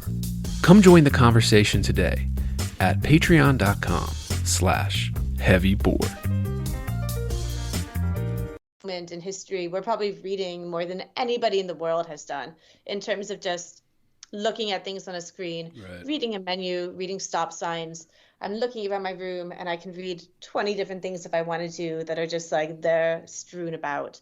And I think that actually forced, like what poetry can do, which I think is really amazing, is that it really forces you to kind of think about what is actually happening when I'm making this strange visual connection between myself and the screen or myself and the book. And I think that that sort of attention that it requires, I think, makes it a kind of more prescient art form than we might imagine. Yeah, and how intentional, right? The intentionality, for lack of a better word, like poets or poetry is the intentions of each of these words in this specific order to create that kind of reaction or feeling. And so much of what we're reading all the time, like you said, we're surrounded by it, is so unintentional. Like it's just people firing off tweets, or it's people putting up a passive aggressive sign in the, in a hallway or whatever, and you're like, it's less that this intentionality. Whereas anybody can do this, but you have to kind of, the intention is what makes it almost more of an art form, like the intentional arrangement. I don't know where I'm going with that, but No, I agree. I think it's kind of funny. I mean, so I don't know where I'm going with all of this. I'm spitballing as well. I think it's kind of interesting. I think that I think that I was speaking about somebody about like love languages, which is one of those stupid things where I think that apparently love languages was actually conceived by like a massive Christian evangelical in like a pro-Christian sort of thing. But I think that they were saying that now actually attention, which is actually not really a love language, but intentionality should be almost something that's added. And I think that the idea with poetry that I think that you're going to kind of gift it a very specific attention, I think is a kind of act of love as a reader and something that you hope somebody will do as a writer. I think that I feel like there's quite a lot of lazy verse that I think rewards not being able to pay attention to it. And I think the kind of idea of like, again, it's communicating something. Like, I think that I think this is a struggle often with political verse, but I think that this happens with a lot of things where I think that I often wonder, why did this have to be a poem? I ask this a lot to my students where I say, so you're choosing to write this as a poem. That's great. I love poems. Right. But I think that what is it that makes poetry uniquely special to kind of communicate what you want to do with it? Because I feel like why are you, like, you should ask yourself, why is this not a story? Right. Or why is this not a diary entry? Or why is this not even a tweet? Right. I think that you should really kind of be intentional about poetry itself being the kind of most useful form for this to take. And I think that something that really influenced my poetry, I think the most, was I think that I was in a, I think that, how old was I? I was like 21. I think I just moved to London. I think that my parents won't listen to the podcast, so I can probably say things. So I think that I was kind of like hanging out with these two other older poets, and I was on speed. And I think that they said something that really hurt my feelings, which was that they said, Sarah, I think that your poetry expresses something, but I think that our poetry creates new thoughts and does philosophy. And at that time, I was like, fuck you guys. That's that was so wounding. And I think that since then, I think that I've had a kind of underdog obsession with the idea that, of course, the point of poetry in some ways is to kind of have an element of expression, but also I think even with plus ultra as a title, which is Latin for further beyond, I want there to be like, well, actually, you can think in different ways. I think that Yes. that's what's exciting about it. Like when I read some Berryman poems, I'm like, I've never thought about this in a specific way, and it actually is genuinely something that's challenging. And I think that that's something that I feel like poetry is very uniquely suited to do, especially because philosophers are awful at communicating their ideas. Most of the time that we say that they're hard, it's because they're bad writers. Right. Yeah, and it gets kind of convoluted, and there's all these exceptions they have to kind of go over, and then yeah, and what poetry Yeah. lets you kind of make the idea cleaner. I don't Yeah, know if well, that's the right word. like a Yeah, good example of this is, do you fuck with Wallace Stevens at all? yeah, yeah, yeah. I think Wallace Stevens is a really good example of it. 'Cause I think that Wallace Stevens I used to find quite cold and difficult in He some is. He ways. is a And little cold. Yeah, I think that when I started seeing him as an erotic poet, I think that I like my imagination opened up to him. And I think that in some ways he is very sensual. And I yeah. think that there's something that I read, which is I think that he's one of the modernists who, one, didn't go to the UK. Did you know that he once punched Hemingway in the chest? No.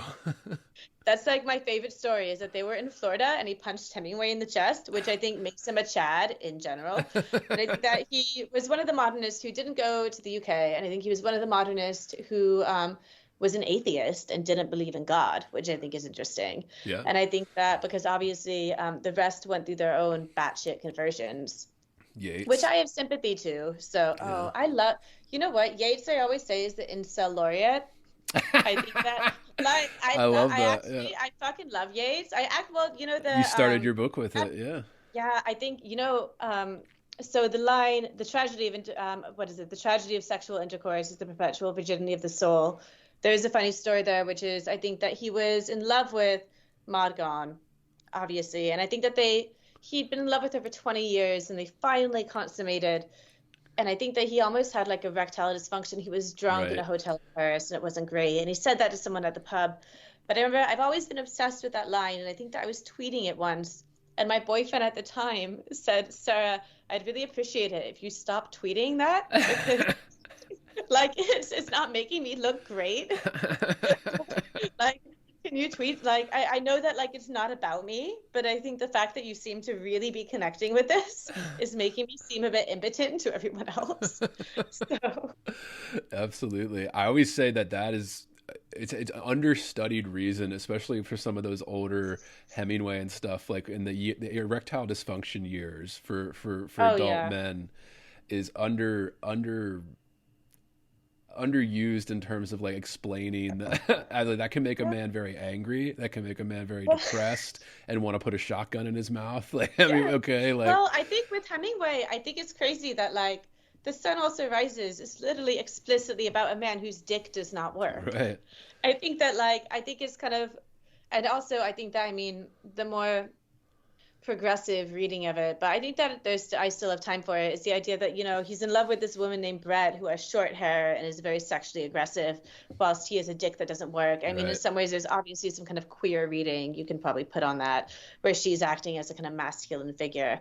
But yeah, I think that, Berryman and Lowell, if they were all alcoholics, we know what that does. So Right, yeah. I think that, like, looking at the dream songs through the lens of whiskey dick, I Right. think is Stuffing yourself with possibly. chicken paprika. Yeah, like, Oh, and I he's was thinking about that poem a how few horny days ago. some of those are. Like how horny some of those dream songs are. Yeah. Yeah, but it's that amazing line, which is she might as well be on Mars, which I Yeah. love. I was reading that poem earlier because I fancy someone at the moment, and I think that I'm in the midst of. I feel like I was relating to that poem actually, in the sense that there's a line of, "There ought to be a law against you," and it's like, what is it, Mr. Bones? There is. Yeah. And I think that there's a sort of weird element of shame around your own desire, Yes. which is where it's like there is actually. So I know that I'm going off on tangents, No, but I'm no. having fun. So this Yeah. is why, which is,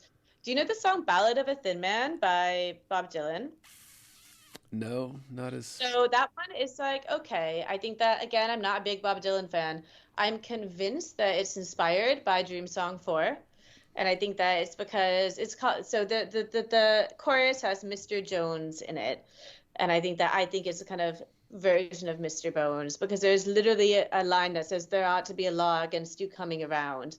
And it's this kind of desire thing. Right. And I've been trying to, there's that connection. I've also been wanting to really write something about, the fact that Lou Reed was really good friends with Delmore Schwartz, who was taught by John Berryman. Right. So I'm really trying to make some kind of tenuous Lou Reed, Velvet Underground, John Berryman connection. Did John Berryman ever listen to the Velvet Underground? Maybe. And if so, what impact did that have on the Velvet Underground? I'm so keen to kind of make that happen. And they were all, like, Dylan was reading all that poetry. Like, Dylan was reading that stuff. Yeah. Especially by the 70s, when he was very much established, when Dream Songs and stuff were... I mean, there's a reading that I know, because I think that he definitely would have known Allen Ginsberg. Yeah. I mean, Allen Ginsberg, hilariously, has a song with Bob Dylan and Leonard Cohen called Don't Go Home With Your Heart On, which is actually very, again, works with the virility aspect, where it's like, don't go home with your heart on, it'll only drive you insane. But I think that I know Allen Ginsberg did a reading with Robert Lowell and John Berryman. I mean, who knows who went to that in New York. But I think that Allen Ginsberg opened it with saying that Skunk Hour, he said, oh, wait, so you're just saying that, like, you're feeling bad about being a pervert. You've been, like, looking at these teenagers in cars and, like, what? Right. Like, oh, no, you feel sad now? You're a pervert. You should feel worse.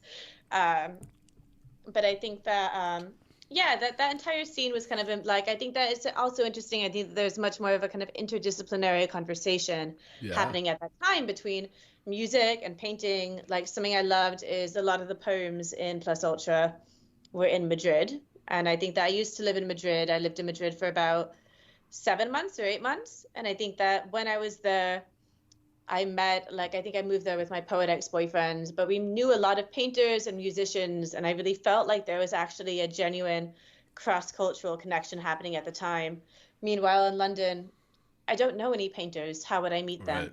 I don't even know any playwrights. Like, I think that there's so much segmentation that I think is generally quite unhealthy for the kind of ecosystem of the arts. Yeah, absolutely. But Especially I feel in like those cities, like New York and London, like these big, Madrid, like these big kind of historically, Paris, these cities where there were this historically blending of these different art forms and the art culture of the city, and you could go to these plays and you'd run into these painters and poets and or whatever. You'd go to the theater and you'd see all these people, or you go to a bar and they'd all be hanging out. And there's less of that overall, maybe. And I don't want to be like, oh, that's a definitive thing or whatever, but it does feel that way. Like you said, even looking for it, it's harder to find.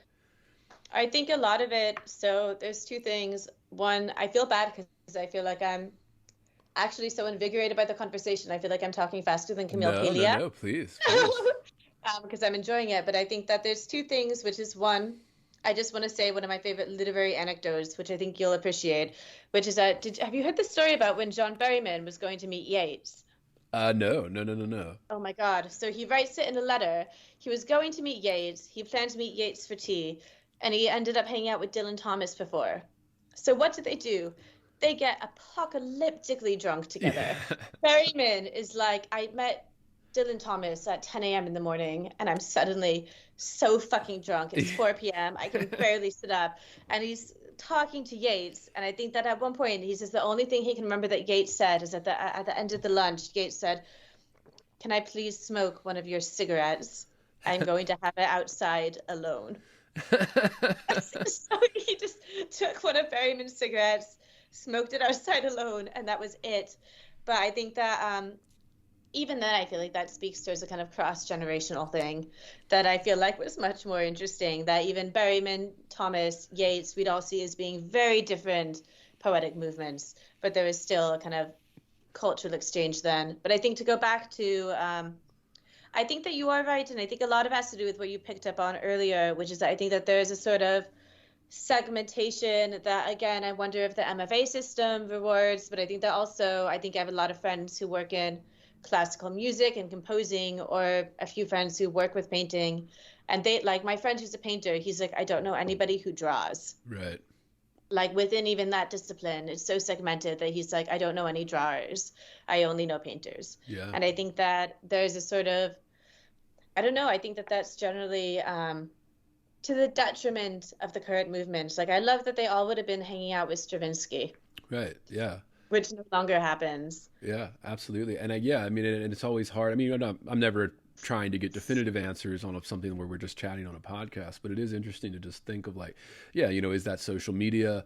Is that the fact that, yeah, everything's on screens? Is it the fact that, these kinds of, a magazine that would be about art and literature and literary magazines, those really can't sustain themselves anymore. They need like university endowments, they can't really sustain themselves with subscriptions and people that are interested. The big ones are grandfathered in, the New Yorker, whatever. Well, something I'd be intrigued to ask you is that something that I find with myself, and I wonder if it's reciprocal, is that I think that when people ask what my influences are, they're obviously meaning poets. And I think that poets are, obviously poetry is what I write. There's a huge amount of poetic influence. But I still actually see influences from painters or music or different disciplines, for me, almost as equal in terms of how they've kind of impacted what I write, or even film. Yeah. I think that I'm as influenced by, I don't know, The Fly by David Cronenberg or Blue Velvet than I am by a poem that I really love. And I think that this idea of almost seeing influence as solely happening within this sort of specific canon, which I guess, I mean, do we blame or thank Harold Bloom for that? I think that I think there's a sort of, but I wonder whether, like, I think that for me, I feel like I write because I read Sylvia Plath as a teenager, but I also write because I got really into like Chagall as a painter and Edvard Munch as a painter, and I like all these music things that also for me act as kind of equivalent influences. Yes. And I think that I see those all as kind of part of a similar soup that I'm taking from. Yeah. And I think that's almost like, it'd be almost, I don't know, like finding a potato in a stew and only talking about the potato. Right. Yeah, absolutely. 100%. That was one of my next question was, if you're 4+ Ultra, and I know this is broader, but just for your collection, to plug it here, which I already said is fantastic. It's refreshing to read something so ambitious. It really was. What inspired you while crafting this collection? And I know like that's a broad question too, but this, the themes, how did they come to be crafted or, discovered, as a lot of themes often are when you're putting together a collection, more so. Yeah. No, that's a great question. I think that with Plus Ultra, what I think that it almost had to do with almost obviously there's a kind of emotional elements, but I think there's also almost a kind of existential angst about what poetry can and can't do.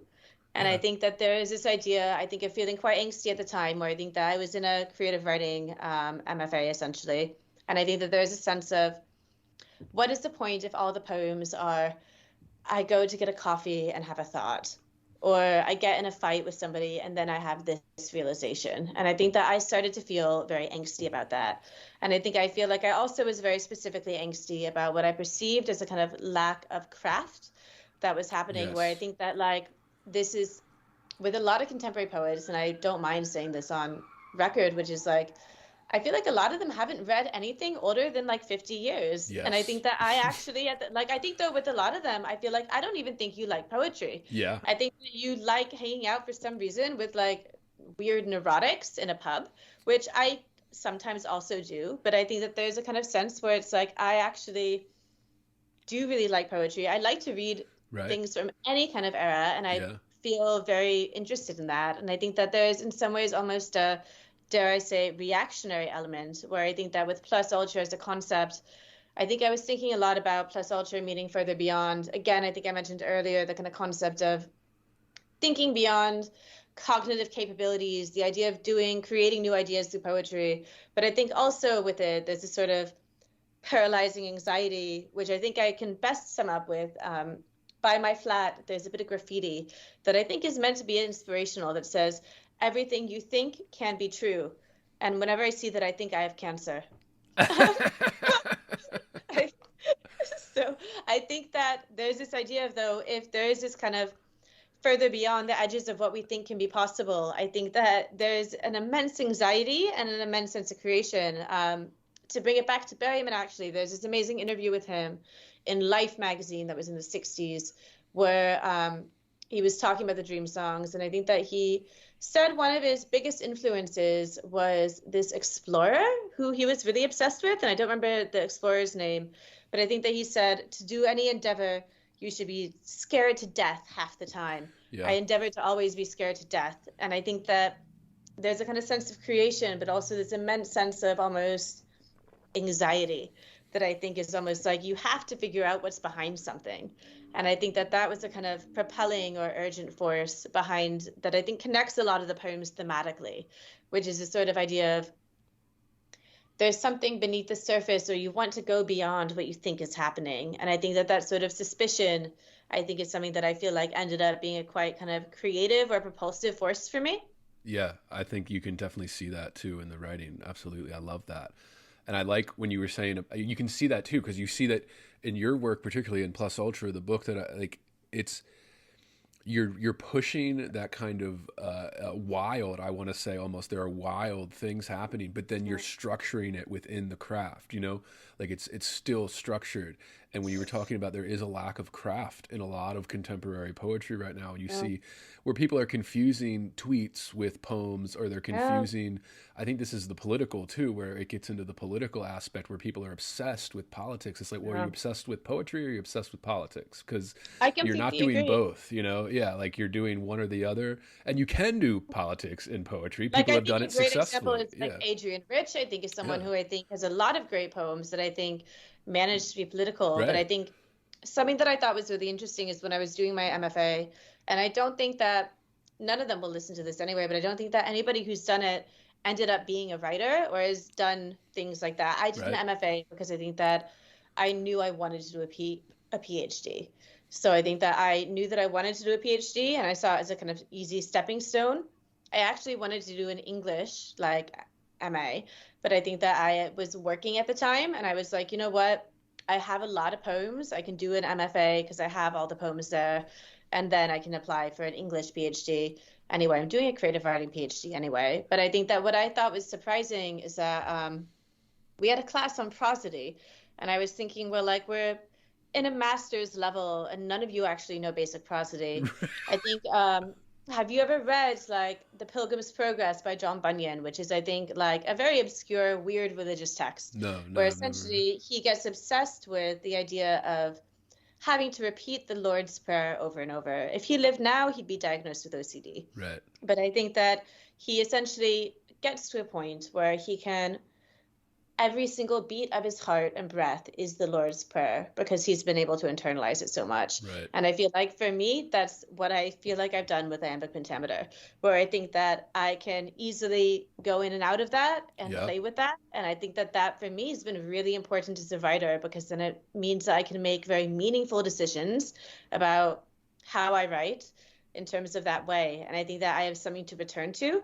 But I think that the idea of, in some ways, not even being interested in that, I think I find crazy. I think that, again, I think I do wonder a lot of what people get from poetry, because I think that, like, I personally, like, I think it's interesting. I do a lot of almost therapeutic creative writing things because I'm researching pain. So I work with pain patients and kind of do creative writing workshops about that. And that, I always say very specifically, is like, we're not creating art.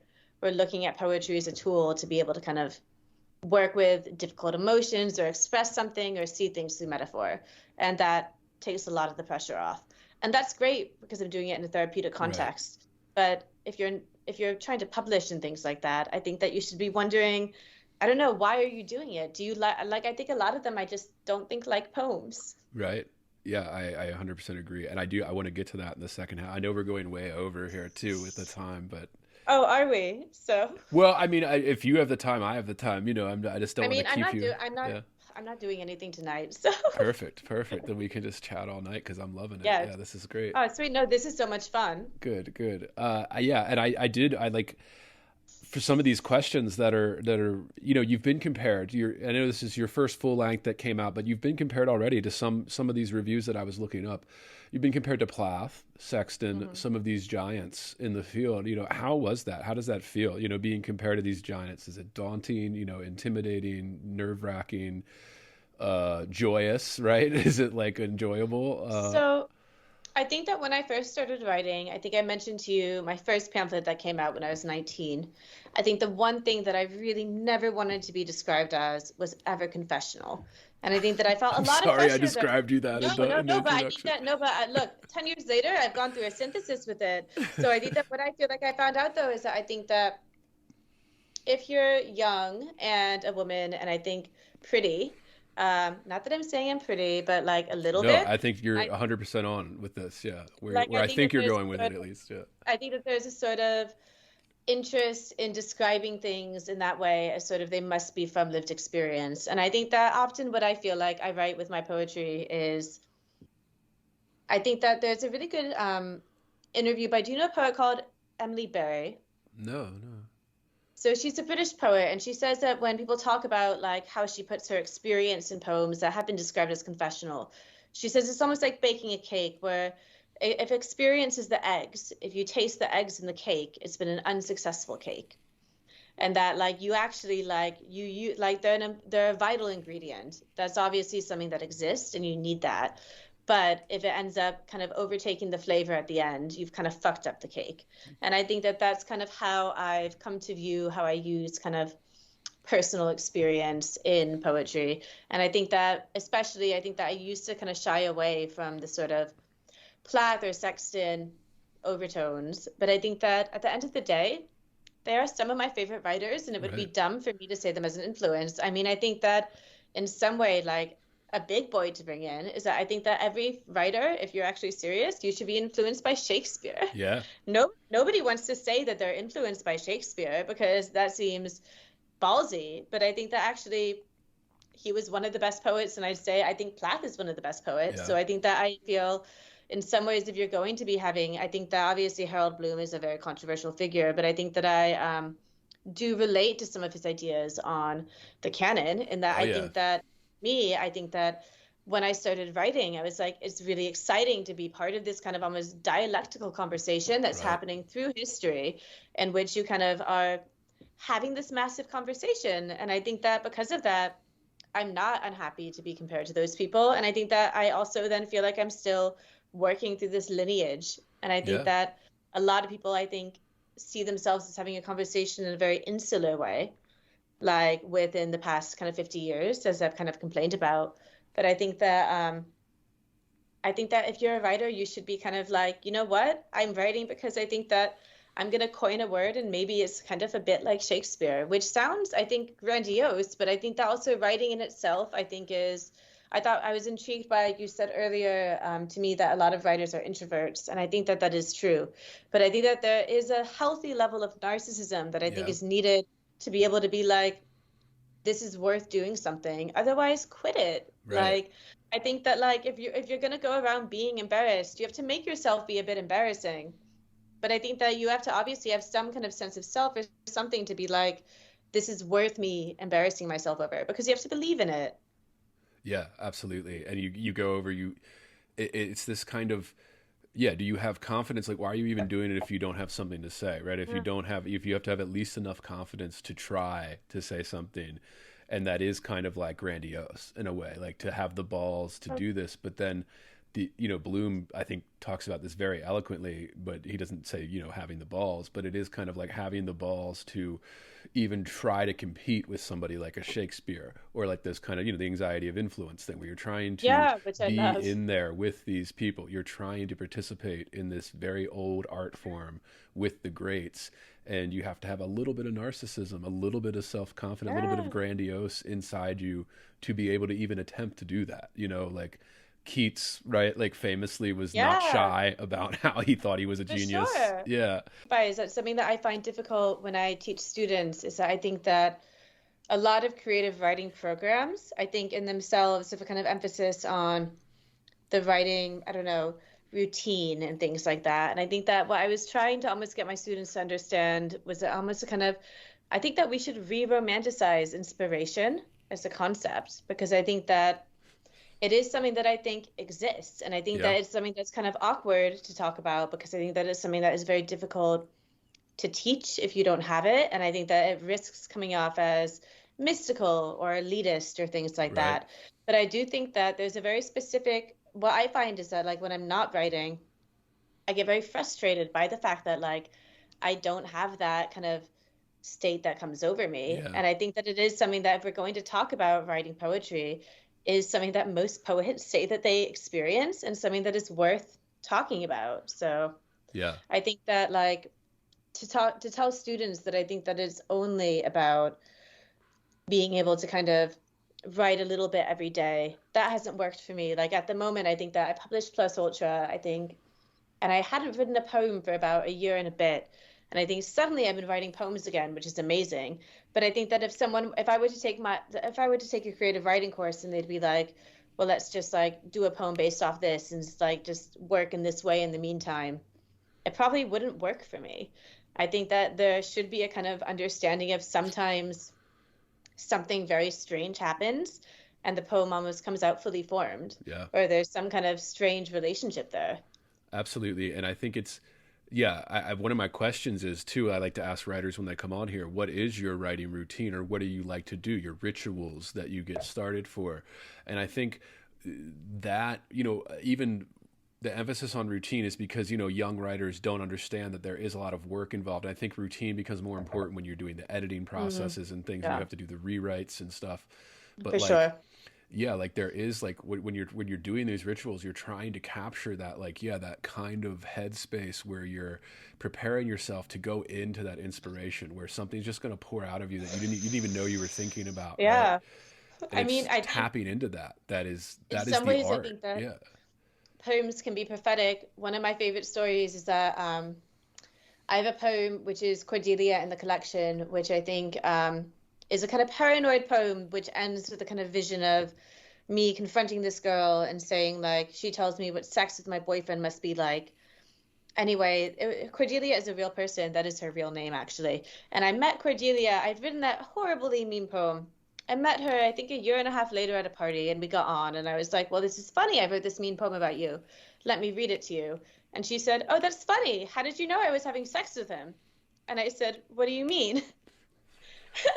I said, what do you mean? And she's like, no, I had been having sex with your boyfriend. When did you write it? She started having sex with my boyfriend 2 months after I wrote that poem. I feel like I manifested it into existence. Yeah. But I think that that's a kind of funny story. But I think that what I always say is that I feel like what makes me feel better is that I think that the process of writing happens so much before you're even just writing the poem. And I think that when I'm in down periods, which I think as a poet are kind of always difficult to kind of weather, I think that I tell myself that even what I'm reading and experiencing, these all become kind of mulch, which is kind of fertile, in which something will come out of. I mean, I think that being able to write in itself, I think becomes, I think something that I feel like a lot of, like there's, have you heard of the Sylvia Plath effect essay? No. What is... So it's an essay by, I think, an anthropologist, and he focuses on novelists, poets, and playwrights. And he says poets are the most likely to have severe mental health issues or try to kill themselves because they don't feel, which is great to hear, because they don't feel like they have kind of control over their art. And because they often experience it in terms of interviews as like, something has come over me, there's no sort of kind of endurance game with it.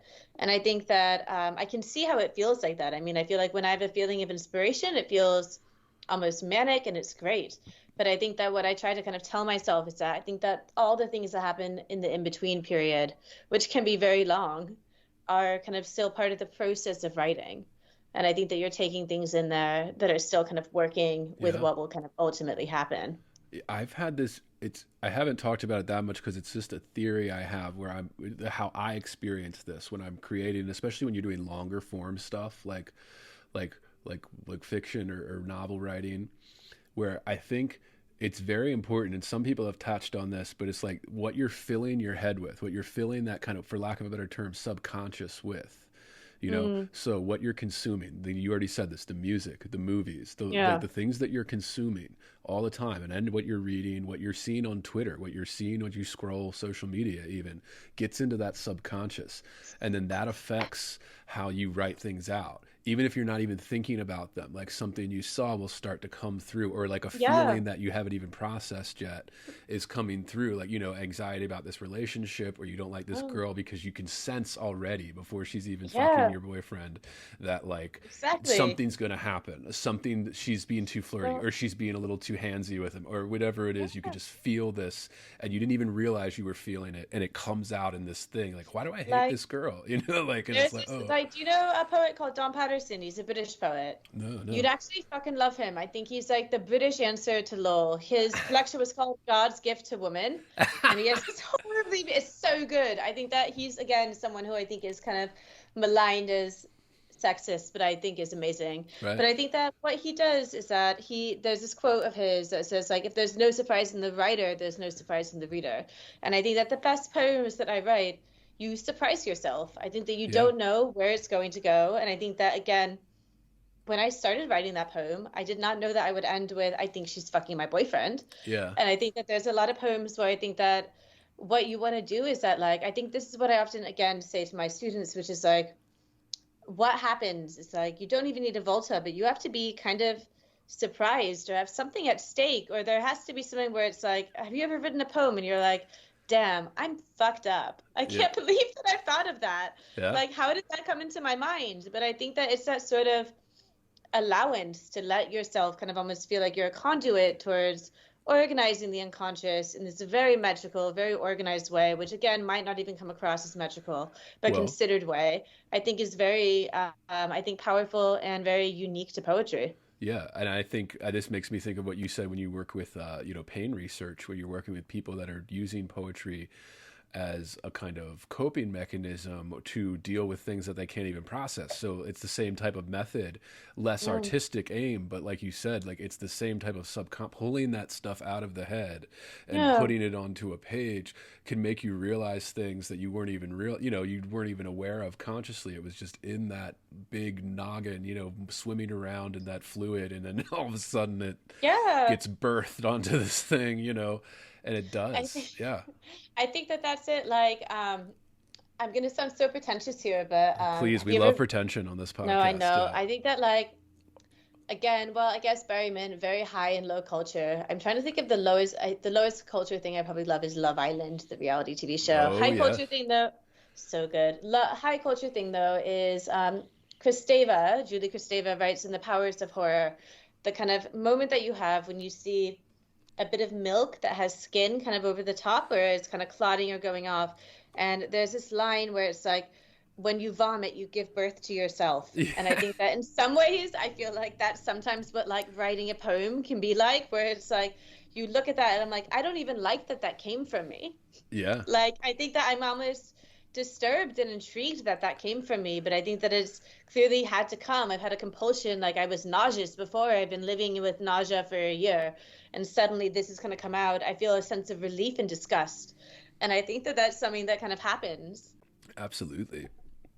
That's how it always, like, yeah, like you said, the surprise, it has to, and it feels transcendent when you're doing it. Like, it does feel like you're transcending something, even if you reread it the next day and it's like, oh, this needs work, you know, but it's still in that moment, you're tapping into that, and you use the word magic, and I know people will be cynical about that, but I think that's a romantic way to think about it, where it is this kind of, you're creating something out of nothing, and that is a huge part of the art. Yeah. I mean, I think that honestly, like, I think it's interesting because if we think even about the history of poetry and magic, I think Yeats was massively into the Golden Dawn and the occult. One of my favorite things is that Ted Hughes was a massive astrology girly. Like, I think that now all these people who are like, wow, what time were you born so I can find out your rising sign? Ted Hughes was obsessed with birth charts. But I think that there is a sort of, again, I think that if you're going to be teaching it, especially at a university, you don't want there to be magic, because you can't really teach actual magic. You can teach tricks. Like, I can teach a lot of tricks. I can say, like, I think a great poem is, do you know The Wall by Donald Justice? No. Holy shit, you'd love this poem. So I think that it's a poem because he was being taught under John Berryman, and it's a sonnet. And I think that he said, John Berryman said, I don't think any of you can write a perfect sonnet. And Donald Justice said, I can. And he wrote this poem, The Wall. And I think that that's, though, a great poem, but I feel like it's a magic trick. There's a sort of like, he's figured out the magic trick of the sonnet, and he can turn it around. Do I think that it's a poem that I feel there's great inspiration behind, in the way that if I read, I don't know, A Stolen Child by Yeats, or even No Second Troy? No. But it does the magic trick amazingly well. Yeah. And I think that you can teach magic tricks in a creative writing workshop, but you can't really teach magic. And I think that that's kind of some of the issue that I have with some of it, which is I think that at the end of the day, I think that I'm lucky that, again, when I was conceived, an angel came down and told my mom I was going to be a writer. I feel this sense of like, well, the magic's been there. I think that, like, which is very grandiose, but I think that people should be a bit more grandiose. I love Shelley predicting his death by drowning. I think Shelley is one of the best. Yeah. So. And I think that there is this self-importance, especially there's always been like big-headed writers, but I think that there is that, we already said this, but that the requirement of self-confidence where, you know, you do have to think of yourself as one of the best at this in order to even be able to achieve something with it. Like, there has to be that little bit of confidence. There has to be that big romantic sense of I'm doing something, even if you aren't, right? You just have to believe it. I always say, like, I make the comparison on this podcast to professional athletes or something where it's, I know it's not the same, but just when you hear those guys talk and stuff where they're just saying like they believe that they're the best in the world at it, even if they're not, right? Like statistically or whatever, but you have to go into each game, each practice thinking I'm the best at this and I'm going to get even better today. You know, like it's that level of confidence where you wouldn't even be able to perform if you weren't thinking about it, especially at the professional level where everybody's good at this. Yeah. So like now how do you separate yourself, you know? And I fucking love that. I mean, when you're talking about the professional athletes, it weirdly reminds me of T.S. Eliot, and I think it's his essay called Escape from Personality, the famous one. But I think that I love the idea that T.S. Eliot, probably one of the more boring men to have ever lived, manages to be an incredibly boring man and be like, you know what? I'm the best at this. Fuck this. I'm going to write The Wasteland and Prufrock. I actually don't like the four quartets, but I think I think that like to go forward and do something like that is like, I think, sick as hell. Where it's like, yeah, I mean, if I were you, I'd want to escape my personality too. But you've done it. And I think that that's awesome. I think that like, I think that there has to be a level of self-belief. Like, I think that if we're at the end of the podcast anyway, I can like go into some of more of my hot takes. Yes, please. Something that I think that I don't like a lot is I think that as a Plath fan, I think that Ted Hughes was really pivotal for her being able to be as successful as she was. He really took her seriously as a poet. And he said, I think that you are really gifted and a genius. And I think that they had a relationship that meant that she was able to focus on the fact that she thought of herself as a poet. He said, published under Sylvia Plath and not Sylvia Hughes. And I think that like the entire kind of denigration of him, I think, has become a kind of annoying feminist bastardizing of what happens when two writers date. Right. Like, that's an interesting thing too. Like when you have, I've talked to some friends about this, not on the podcast, but when you are dating somebody who's also an artist or you're in a relationship with that, there's a conflict, and it's not just a relationship conflict. There is professional and artistic conflict. And that can be used to a benefit. That could be used to detriment. You know, a lot of those couples don't work out, right? Like, I mean, well, like my ex, and I think I can say this because, to be honest, he's actually one of my best friends at the moment. Shout out Sam Quill. Actually, Sam Quill has an amazing pamphlet out. He's an amazing poet called Hey Ho, the White Swan, by God, I Am That Man. And it's on Broken Sleep. If you're listening to it, I think that you honestly should get it. There's poems about me in it, and if you read my book, there's a lot of poems about him. But I think that what I found is that dating somebody who was a poet, I think that we had such an amazing competitive streak that I think at the end of the day it came at the expense of the relationship. Right. And I think we are better off not romantically together. But I think that it was because I think that a lot of the romance was being like, I would put a small thing in and he'd be like, you know, I know that like I know what you're doing here. I know the like I know exactly the kind of mechanics of this. And I think that being able to have that, I think, is a bit like being under a microscope. I think that there was funny because I think that we both got to a point where we were like hiding some poems from each other. But I think that I wrote this actually the poem. There's the few poems in the pamphlet where I use his name, and I think that there's one where I think I really cruelly am talking about how he's like hidden mice in his jowls and his I forget what it's called, but I think that we'd as friends hung out the night before, and it was published in a big magazine in the UK, and he got a few texts from friends being like, hey, you know, your ex just published a really mean poem about you, and it uses your name. And I think that he called me and he's like, Sarah, you know, if it was a bad poem, I'd be pissed off. But it's good, but it's a good poem. Right. So you know what? Good for you. Right. I don't care. And I think that that's the sort of kind of artistic respect we had for each other, which I think actually I found really creatively nourishing. Yeah. But I think generally, I mean, I feel like when it comes to poets and relationships, it's Elizabeth Barrett Browning and Robert Browning. Everybody else has to fuck off, because I think that everybody else has been a clear disaster. I think that, I mean, what does your wife do? She's not into art at all. Yeah. And I think that I wonder if that's increasingly the way. I'm single, so I'm like trying to figure out who I should date next. I've talked about this with some friends privately, where it's just like I'm fascinated by it, because then people say, oh, you want to be the muse, particularly with like oh, I want to be somebody's muse or a great artist muse, and I'm like, do you really want to do that? Because really do not. Yeah, like it's romantic, so I get the initial appeal. It's flattering, and like you said, it can even be very nourishing to your creativity to be dating somebody who is also involved in this. But I think it does lead to eventually, at least my experience with it, is that it does lead to resentment. Not always, right? Some people can have very successful relationships. No, I think that there's a lot of competition behind it. I mean, I think that I'm lucky because I think that my ex worked in a very high modernist fashion. I think that I was at the time really interested in Mina Loy. Do you like Mina Loy? Do you know her much? No, I'm not familiar. So she was, I think that Ezra Pound coined the phrase logopoeia, which is the dance of the intellect amongst words, about her. And I think that her and Marion Moore were kind of just two like modernist women renegades. Again, if you like Elizabeth Bishop, you'll like them. But I think that I was working in a kind of high modernist way. He did his PhD in Shelley.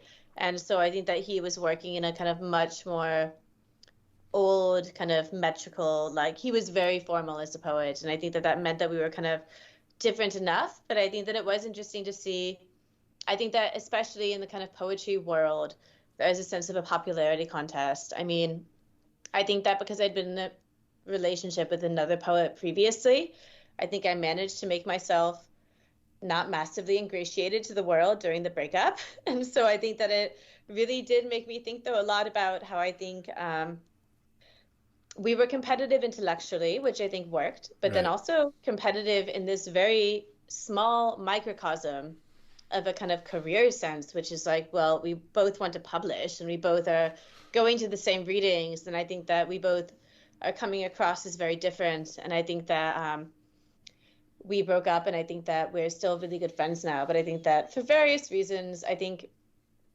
if you, I think I see myself as perennially a bit of a loudmouth. So I think that I think I got myself a bit, I think I became a bit unlikable, but I think that all in good fun. But I think that it was interesting to have, I think that the tension between the fact that I think that we had a very fruitful kind of creative relationship versus the kind of nuts and bolts of having to be like, okay, we're going to this prize tonight. We have to kind of talk to this poet and seem nice to this poet. Also, have you flirted with this poet in the past? Should I like know anything? Also, like this person might supervise my PhD, so we have to be extra nice. And I think that those things are really unromantic and tedious. Absolutely. Absolutely. So I want to ask, so have you ever had a muse figure? Because I think that the muse is a kind of intriguing concept. I think I was joking to a friend a few days ago that I wish I could make an anthology of all the mean poems that have been written about me, because I think that I have been only a negative muse to people. I think that like there's a lot of poems that are about me, but they're like solely mean. And so I want to like have the bit of like the Sarah hate collection. Has anybody written a poem about you? And I guess what's your relationship with the muse? Not that I know of. I can write a poem about you. Not that I know of. I mean, for me, no. I would say no would be my answer in terms of somebody that I would treat as that. There's definitely been obsessions. Like, there's definitely been like a woman or something that, like, throughout my life that I would be obsessed with and write things about. But no, never in that like super romantic sense that you see in movies or whatever, or. Have you had the kind of experience that I often feel like when I have somebody who I'd see as a muse, I almost feel bad for them because I feel like it's almost like disposable. Yeah. The act and the act, like I feel like they're almost becoming something onto which I can kind of creatively work onto. But I feel like it's almost depersonalizing to them, or it's like you happen to be somebody who was there at a specific time in which I'm able to kind of write or work in this way. But otherwise, like, is not actually necessarily romantically specific. Yeah, and it is kind of, I was talking about this in the context with a friend where we were talking about this Edith Wharton story called The Muse's Tragedy from her first collection of short stories. Ooh, I don't know it. It's not one of her most famous stories, but it was, and it's not even like that great of a story. It's just, it was interesting to me because we were having a conversation, a week or two before I read it, about this, and the story is about a woman who was married to a famous writer, poet, artist type figure, and he dies, and everyone is going to the ex-wife, the widow, and saying, oh my God, like you were his muse, and then she kind of by the end of the story starts to be struggling with, did he love me or did he love the art, like did he actually, was he using me? And it is kind of this, where she always felt flattered her whole life being like considered this great artist muse. But then she was thinking about it after he was gone, like, yeah, was that real? Was that just a selfish thing he was using me for? Or That's fascinating. I mean, I think I don't mind saying this on the podcast, which is that I've been starting to date someone, and I think that's something that I think that has made me continue with the sort of, I mean, I'm still like technically single, in case anybody wants to hit me up. But I think that what I've realized is that the fact that I've started writing poetry again, and writing poetry has made me, I feel like, attach more significance to whatever might be happening. Right. Whether, like, I think that in other situations that'd probably be like noping the fuck out, or like not even like there's anything to nope the fuck out of, but I think that I'd be probably approach is more caution. But the fact that suddenly after not writing poetry is happening, that seems to me almost like some kind of cosmic sign that maybe there's something going on that I should be paying attention to. Yeah. And I think that it's interesting, as I was chatting to my flatmate about it. I'm so lucky that my flatmate she did her master's in Ulysses and Finnegan's Wake. I don't even understand that shit. So she's so smart. And I think that she was saying, well, like, what's kind of interesting, though, is that I think that when you're talking about this, you seem very interested in what you're writing or the fact that you're writing more so than actually like the kind of what is happening.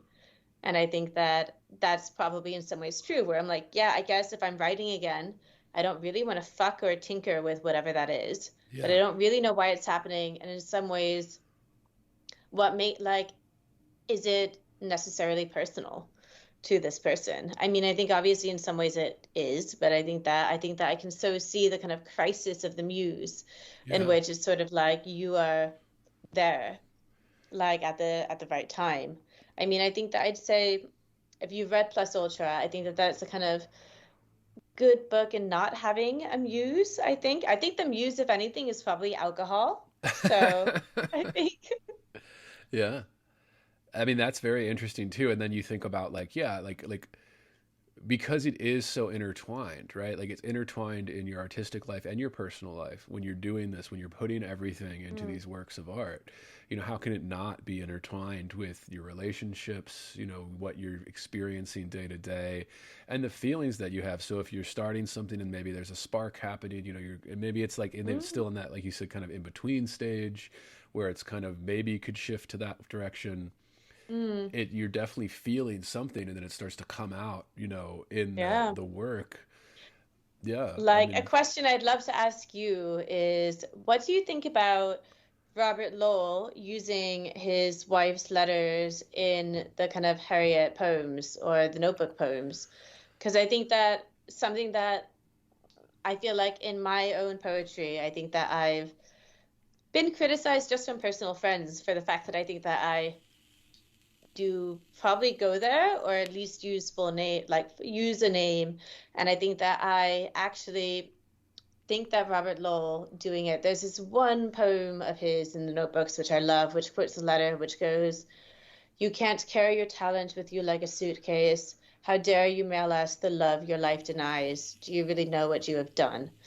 And I think that there's some elements where I think that actually bringing that in is in the same way that you'd bring in your influence from Shakespeare or influence from something else. I think that is an added ingredient of urgency that I'm okay with. But I know that Bishop and I think also Adrian Rich really were against him using the letters in Notebooks when he put it out as a collection. I think that Bishop said if you kept them as they were, that it might have even been okay, but because you changed them, you made them metrical, you made them part of the poem, they become kind of unethical to use. What are your kind of thoughts there?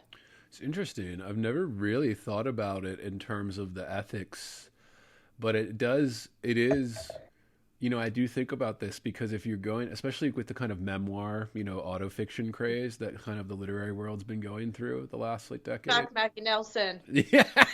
So that's Yeah. like me, like I've had like 3 glasses of wine now, but whatever. Yeah, Doc perfect, Mackie perfect. Nelson, I find that so, I think that it's interesting because I feel like I'm writing a vague literary criticism-ish memoirish thing, but I think that the entire point is that I hate all of it throughout the entire thing.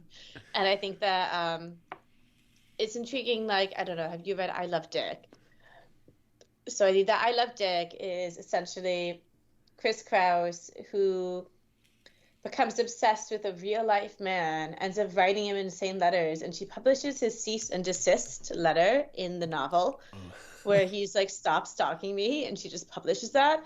And in some ways, I actually have a decent amount of time for that because I think that it's, I mean, because it's amusing and kind of trolly. I think that I wish writing in some ways was a bit more trolly. I think that we should be allowed to troll a bit more. But I think that I'm pretty, probably more so than other writers, okay with being kind of ruthless with things like that. Like I think that with the London Magazine competition where I won for the short story, I think that I'm really nervous because I think that I've spoken about it with friends of mine have read it. In my poetry, I never write about my family, but this is about my family. And I think there's some things that, again, there's nothing like horrible, but I think that it's sort of like there's a few small details. So I'm like, if my mom read that, that is actually very cruel to have Right. published. And I think it is kind of interesting at what point, like, I think that Elizabeth Bishop has the line to Robert Lowell where she says, sometimes art just isn't worth that much. At what point do we think art is Right. worth that much? Yeah, I that is interesting, and I've thought about it more recently, but I've never thought about it that hard. But yeah, it is. Where is the line? Because there's always that kind of cliche now when you ask like writers, oh, you own everything that happened to you, so it's fair game to write about. And it's like, yeah, that's true, but then it is like, yeah, do you want to put this thing in about your parents or your siblings? Mm-hmm. Do you want to, or there are ways you can do that maybe with making it a little more hidden. Maybe there's an artistic craft to that, hiding it in there a little bit more. Using the actual words, I guess it would depend if we're talking ethically, maybe like, is the person okay with it? Like, because if you're just publishing something that wasn't meant for public consumption, that could be considered kind of a violation. Not like, I guess legally there'd be issues sometimes, but like more Well, personal, right? have you heard of the small penis clause? Which is that there was a legal case where I think somebody wrote a short story or something that essentially had every single thing correct about this person's life, but mentioned that they had a very small penis. And it was the sort of thing where if this person took them to court, they'd have to kind of be admitting I have an Right. incredibly small penis. So I Photographic think that, evidence. Yeah. yeah, it's become this sort of thing where it's like, if you put in a detail like that, nobody wants to own up to that and be like, that was actually me. So, I mean, I think it is interesting. I think that especially when you use the phrase like public consumption, it reminds me a lot of, I think that, again, what we kind of spoke about in the beginning about Anne Sexton. I think her weird eroticism that she has, where I Yeah. think that she kind of dares you to kind of get off on her. Yeah. And I think that's something that I think is really interesting about her poetry. But I think that there's something where it's sort of like, do you want to be the person who's going to own up to that? And I think that there's a sort of almost like, wow, you went there sort Yeah. of element that I think I find compelling, but I can see why, again, it's kind of uncomfortable. I mean, I think it's something that I generally tell myself. Like, I think that what my ex said when he'd read that poem that was mean about him, I think that the last line is, Christ's sake, Sam, I want to get off. And it's about being on a train, but also having sex. So I think that he was like, Sarah, you know what? If you did it in like Poetry Review or a poetry magazine, I wouldn't mind. Why did you have to put it in like a political magazine that my friends read? So I Right. think that like, I generally feel like it's one of those things where I feel like, and poetry is not consumed by most people. People don't read much poetry, so I feel like you might as well go for that Yeah. and then deal with because who's going to probably read it? Probably no one. Probably like probably 10 people. And so I feel like it's like if you have to deal with the like emotional repercussions from that, good luck. You've been read. That's Right. better than what the opposite is. Yeah, and I guess it is. Maybe it's more important to talk about in terms of cost, because I always like to think of it in this way too, where I think a lot of non-writers or people that just enjoy, reading or whatever art, they don't see the cost of creating something. Where I think it Yeah. takes something from you, like Yeah. putting everything into a work of art. You look at these artists that drive them. I think, Berryman is one. I think drove himself crazy. It killed him doing this. Like he drove himself insane. If you're hearing this, it's because you are listening to the free public feed of Heavy Board. To get complete, uncensored, uninterrupted, full access to this podcast, become a subscriber at patreon.com/heavyboard. That's right, Heavy Board is made possible by subscribers like you. For less than 1 cup of coffee per month, you will receive private access to uncensored, full-length episodes, Jerk Shop, heavy bonus content, subscribers-only AMA episodes, bonus extended interviews, and more. Come join the conversation today at patreon.com/heavyboard. Doing that. Joyce, I think, drove himself Yeah. crazy with those last couple books. And it's just, It's so interesting. but I mean, yeah, the So cost I'm of it. intrigued. Yeah. I want to ask you why you're saying Berryman and then not Lowell, because I think Lowell that too, Berryman. yeah, yeah. Well, because that Lowell, I think that's something that I have a lot of time for. Is that I think that when we talk about the confessionals, I think that we really think about, and I feel bad because I feel like this podcast was meant to be about like me and my poetry, which is amazing to talk about, but like I'm so obsessed with the confessionals and I have no one to talk to about them. Please. But like, so I feel like with something that I find intriguing is that I feel like Plath was mad in a very specific, depressive way. I think that Lowell really had severe bipolar and I Right. think was hospitalized a lot, would like call himself Caligula in lessons, became delusional.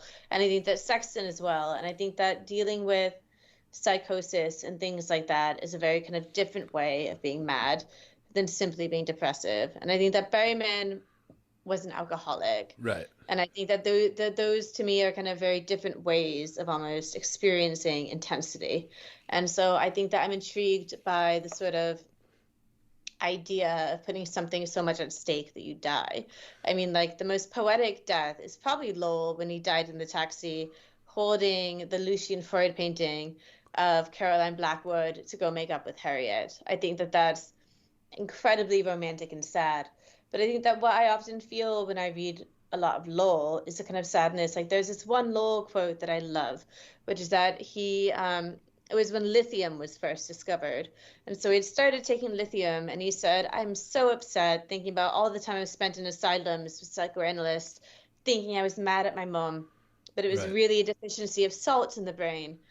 And like the kind of almost insane existential thing that you'd feel with psychotherapy being like, actually, it's just that I'm have a bit of salt in my brain that Right. doesn't work, that lithium can cure, and that I don't actually have all these things. And I feel like there's such a tragedy with that that I find really, really beautiful and sad.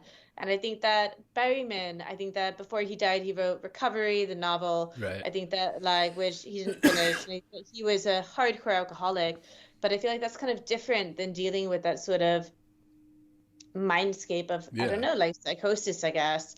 I think that that makes me feel very empathetic towards Lowell in a way that I might not feel towards a lot of the other confessionals. Right. And I think, yeah, and I think you're right. There's a difference, right? There's a difference between just the creation cost where being obsessed with a piece of work and then having the alcoholism. There's a difference between that. Then there's a difference between having, yeah, like actual kind of whatever, chemical imbalances or whatever, the actual kind of bipolar mental health issues. Yeah. And that those all have different costs, just like, yeah, like the muse too. Like when you're I don't know. I mean, I guess there's a romantic sense that I'm fascinated by this too. This kind of how we romanticize artists, and we do try to we do tend to romanticize their biography and their mental Yeah, state and for their love sure. life and stuff, more so than even the work a lot of times. Or we use that to help romanticize the work. I think that's fair to I mean, say. something especially with Plath is that I feel like I've been such a Plath fan for a long time. When I read Plath, I honestly forget that she's killed herself. And when I remember that, it's really actually upsetting to me. I think that it's so interesting that I feel like there's been this sort of BPD art ho but like reinvigoration of Plath in which ways like she never was liked. So I think that I did a conference on Sylvia Plath, I think about 8 years ago, ages ago, but I think that she was a type A meticulous person. She Yeah. would seem like the sort of organized, popular girl who had things together. She was not a messy slut. She was not a big Right. drinker. She was not these kind of stereotypes that we want to imbue onto her.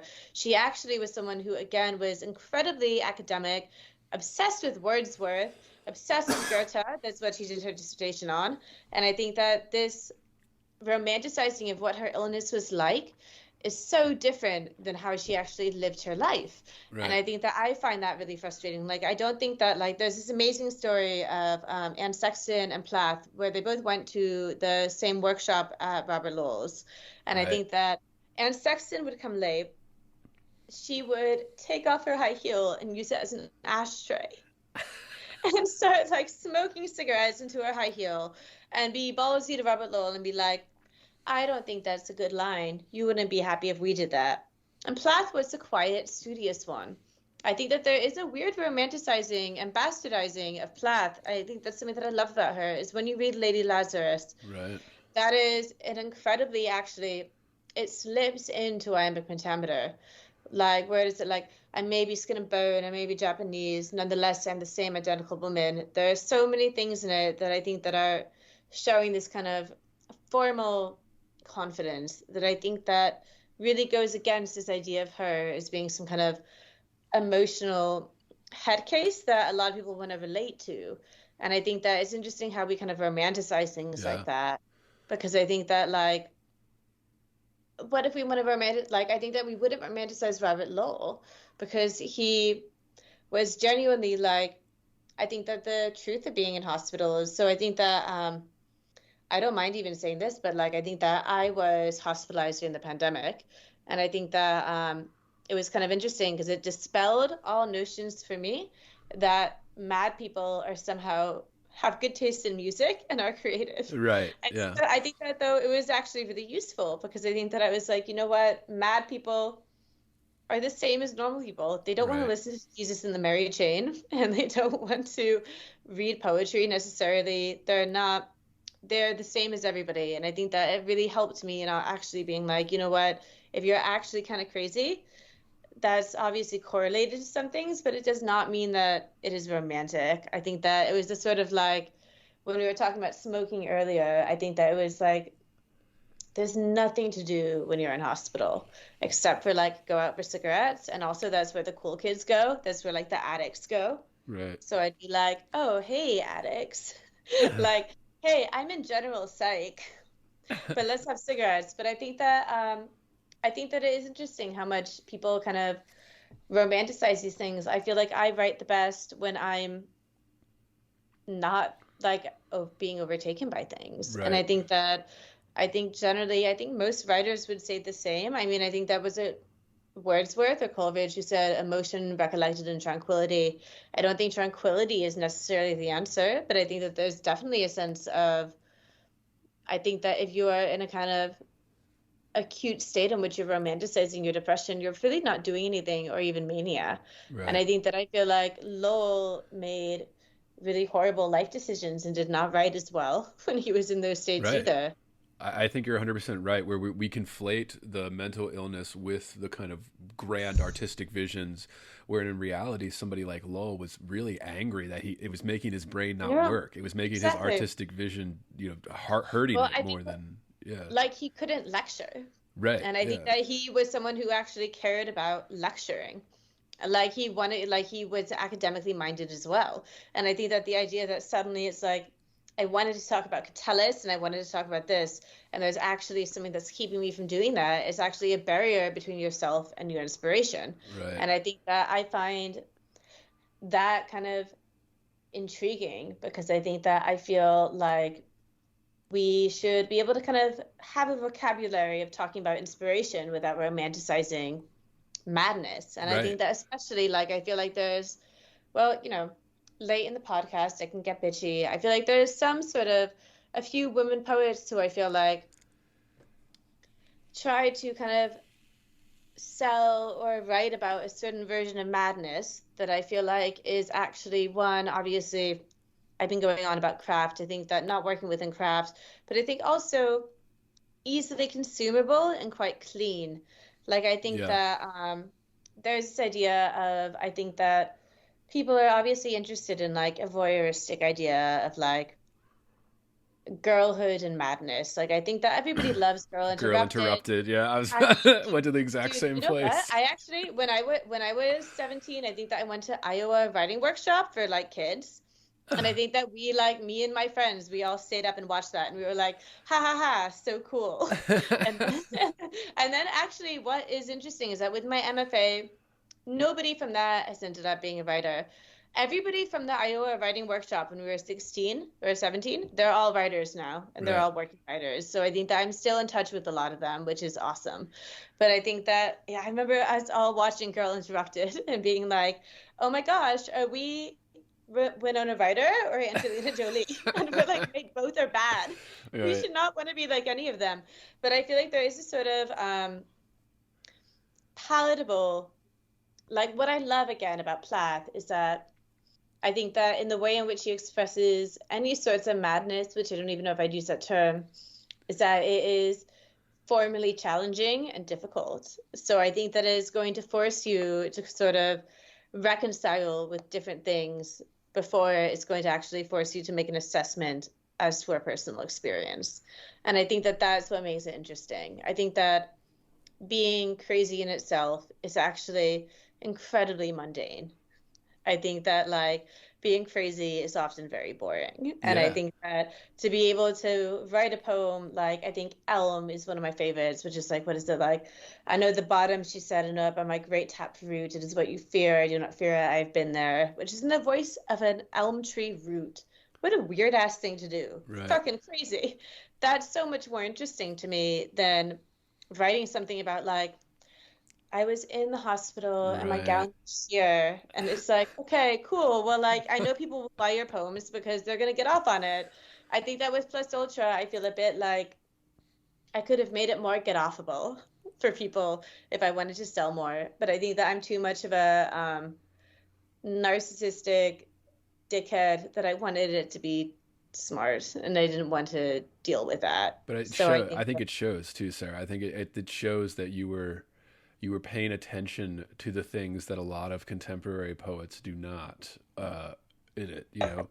And I think you know, right now that stuff is hot, but I think 10 years from now, 20 years from now, you know what's going to be remembered? It's going to be the stuff that paid attention to craft. It's not going to be this kind of, you know, tweets disguised as poems. I was going to ask you, like, I have a bunch of, like, kind of, like, dumb questions at the end, and then I have, like, workshop questions, Oh, no, too. I Like, love this. yeah.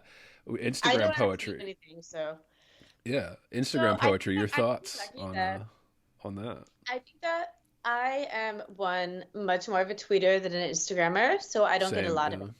I think that, dude, I know, but Twitter is like my vice. I think that it's the most addictive one out there. It's the most addictive one. I think that it's funny though, because my flatmate, who I kind of spoke about earlier, she gets advertised a lot of Instagram poetry, and she'll show it to me, and she's like, "Why do they think I want this?" I mean, I think that obviously, I don't know, like you're, I guess, a bit older than me, but not by much. Were you ever on Tumblr? I think that I was obviously. I wasn't, but I've heard a lot of this, and I think it's important, especially the people that have actually gone back, like Catherine D, some of these other writers that are like internet historian type, you know, doing it on their Catherine own. D, you know her. So that's so funny. I think her work is so underappreciated right now in terms of what she's capturing. I think that it's so funny that you say that, because I feel like for me, she's part of an internet that I would not associate poets as being part of, because I feel like I'm intrigued by that part of the internet too, though. Right. I think that like it's genuinely interesting. So I actually had a meeting with her once to talk about like growing up on Tumblr. Right. And I think that it is really interesting, because I do feel like there's all this kind of internet mythos that becomes lost in the ether. And I think that when it comes to Instagram poetry, I think that nobody sees it as a threat. I think that it's just obviously doing tweets or things like that is different. Like, I think that one of the nicest things that my mom did is that my mom, for Christmas, she put out a PSA for the rest of the family saying, "Do not buy Sarah poetry books." And they were like, or if you're going to, ask me before, because I think that I've got so much like really bad Instagram poetry books as gifts. And she was like, do not buy this for her. Right. Just go through me if you want to buy her a poetry book, and I will probably say no. I mean, I think that I don't find it threatening. I think that what I like less than that would probably be things like the poet laureate of the US at the moment, or things like that. Like, I think that I find that sort of thing more representative of what poetry is trying to do, but in a not great way. Right. Did you listen to my episode on that? On her? Oh, I didn't. No, I didn't. But I imagine that we're kind of similar. I imagine we'd have similar. I think you might appreciate it. Yeah, but it's yeah, I feel the same way. Where it's like almost there, but it's like something's missing from it. Like it's like being held back by this kind of, I call it Instagram poetry, because it's this kind of vibe of generalities, almost even cliches. Not that I'm saying that her book had cliches in it or anything, but like, yeah, I know exactly what you're talking about. I think it's important. Like, it's very important right now that and I feel like not enough people, especially scholars of poetry, they're either talking about it in a resentful way because it's making sales and it's more popular than like traditional or craft-based poetry, or they're just not talking about it at all, you know. And it's kind of like, well, this is. I think that it's interesting though, because I feel like there's often a kind of reactionary, oh, we don't like slam poetry thing. Right. I mean, for me, as a fan of Gerard Manley Hopkins, I feel like that's like slam poetry in some ways is working with that. And I think that I like the idea of thinking about poetry as something that is an oral tradition that's supposed to sound good. And so I like that, like, people are working within that.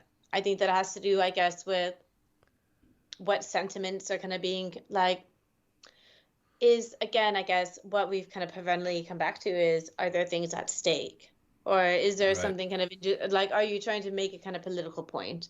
Or is there something kind of interesting happening here? Or like you said earlier, it's the same type of thing where they fall victim to lack of craft, where like the idea is good, they're participating in the tradition, but then the lack of craft makes it bad, you know, or kind of not interesting, or just kind of plain and Instagram style, you know, like. Totally. Whereas there's something when somebody's doing a rehearsed performance of it too, that there's an intensity that you could really capture. But then if it's like mediocre, I think that it's interesting, because I feel like, well, I really love reading my own poetry. Oh yeah. But I think that it's interesting because I feel like there's a weird mix of, I don't really fit in with any slam scene, obviously. But slam poets seem to really like me because I think that when I perform, like I think Caviar was edited by a slam poet, and I think that I really respect her, and she's great. And I think that she was like, when you read these poems out loud, there's an urgency. But I think that I don't really fit in there. But then in the kind of page poetry community, it's like, well, look, you don't have to look like you've been fucking shot to go on the stage. Like, why are you like, you're not, nobody's forcing you to read the poem. I've never been like, I feel like there's so much poems where it's like, you know what, like, you don't need to do this. Nobody is making you do. Right. I'm not like, oh, yay, time to have 20 minutes of my life towards a sniveling guy who looks like a shaved armadillo. Yeah. Yeah. Like reading his thoughts about coffee. Very timidly, like kind of, oh, I'm so humble. Shucks. Oh, shucks. Oh my God. Yeah. I hate that shit. And then it's always something where it's like, and as I put the milk to my lips, I thought about the genocide of women in Yemen. It's like, please just stop. I hate it.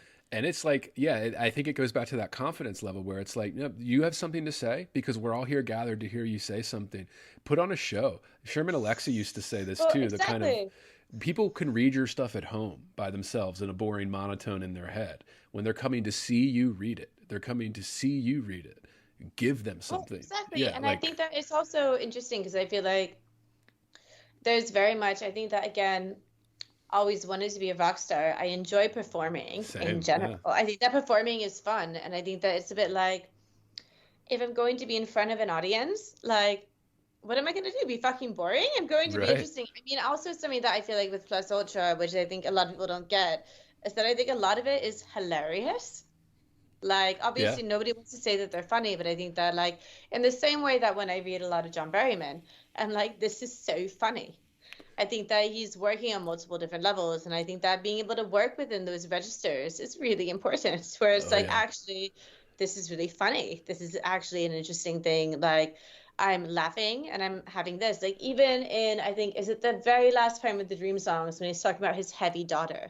Yeah. You're like, what the fuck, dude? But it is kind of funny. Or like one of my favorite ones is when he says, like, them lady poets must not marry. And he's talking about, like, and he's like, first death, and it says something like, first death, like, gorged on Sylvia Plath, and it's like funny, like that is hilarious. But I think that you like so see when he reads something, it's like, yeah, you can see why he went up to read it. There's a point. Yeah, there was this. My first year of MFA grad school. You know, I was a first year, and then this third year. So where did you go to grad school? I went to McNeese in Louisiana. Nice. Yeah. Oh my God, where in Louisiana? Lake Charles, Louisiana. So. I don't know that. I have family from, so most of my mom's, I guess we're still recording, but I'm just acting as if we're just chatting now. So like my mom's side of the family, they're all from Montgomery, Alabama. Okay. And we have loads of family in Louisiana and the Florida Panhandle. So I think that I've always been wanting to go to Louisiana.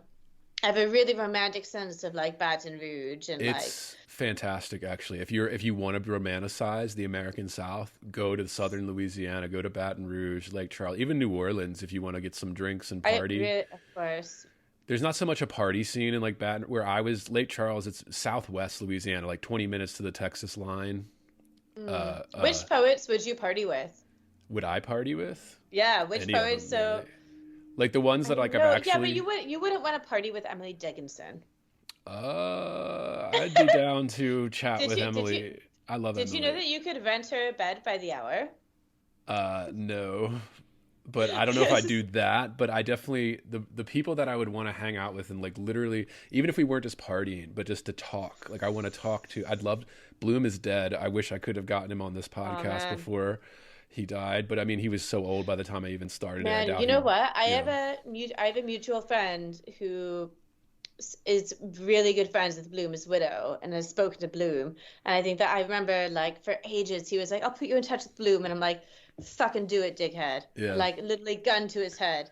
And, we ran out He of was time. so older by that time. Like, I saw some of the last interviews he did. Kind of a shell of his former self. Not his fault. He was like 90. Where do you fuck with like Helen Vendler? I love Vendler. Absolutely. I love Vendler as well. I think Vendler's amazing. I think she's one of the last great like critics and serious scholars of the poetry too. Completely agree. And yeah, absolutely love. I would definitely want to be that. Yeah, Dickinson. I've been Berryman. Hell yeah, I'd want to be I talking mean, with. Berryman would be so fucking fun. I think Yeah, that Lowell would be fun. You know that Lowell and Elizabeth Bishop used to smoke hella weed together? I would love that. That I would mean, be. I think that it's kind of funny because I think that I'm so much not a stoner. I think that I'm like, I think that that's actually a massive difference between the UK and the US, which is that all Americans I know, just because it's legal, they like smoke hella weed. Oh yeah. None of my friends smoke weed. I don't smoke weed. But like, and whenever I smoke weed, I get like, I feel like I think too much about line breaks. So it's like not good. But yeah, I love the idea though of Bishop and like Lowell getting high together. I love the idea. Like, I think that, problems aside, Ezra Pound was on hella stims in the Right. pandemic, like when he was like stuck in like the hospital of St. Elizabeth. And I feel like it'd be like Ezra Pound managed to convince the psychiatrist at St. Elizabeth that he needed to have sex twice a week as part of his treatment. How could, like, what a Chad move. That's so Yeah. funny. Like, Unbelievable. I'd love to party with Ezra Pound. Yeah, I mean, for sure. I mean, and there's, I mean, you could name all these people. I guess maybe some of them wouldn't even be that fun. Everyone's like, oh, let's do Hemingway. I was like, would even drinking with Hemingway be that much fun? I don't know. No. Yeah. Wait, what's he gonna do? Talk about like his dad? Right. It's like, Yeah. you ever been with that person where you're like, oh, maybe they're interesting, and then it's like suddenly like 4 trauma stories later, and it's like not vibing with it. The trauma obsession too with Oh my kind God. of the romanticizing artists and this kind of latching on to little pieces of trauma and saying, oh, this is why they did something, like I always have a hard time with that, but I think that there's a sort of fetishizing of trauma. Yeah. Although I want to go into this, but actually I have to pee again. Is that okay? yeah, sure, please. So amazing. So yeah, I think the fetishizing of trauma though is intriguing to me because I think that there's a sort of almost impetus, I think, for a lot of writers. I think that that's the most interesting thing about them. And I think but I think that that's something that I feel like is such a net negative to Yeah. the kind of artistic ecosystem in which it's like, well, I don't know. Have you ever thought that like your thoughts are the most interesting thing about you, or there's multiple different things that are kind of working in your favor? I think that the kind of almost fetishizing of disclosure is Yeah. something that I really don't like. Yeah, and I think that it's so important to point that out.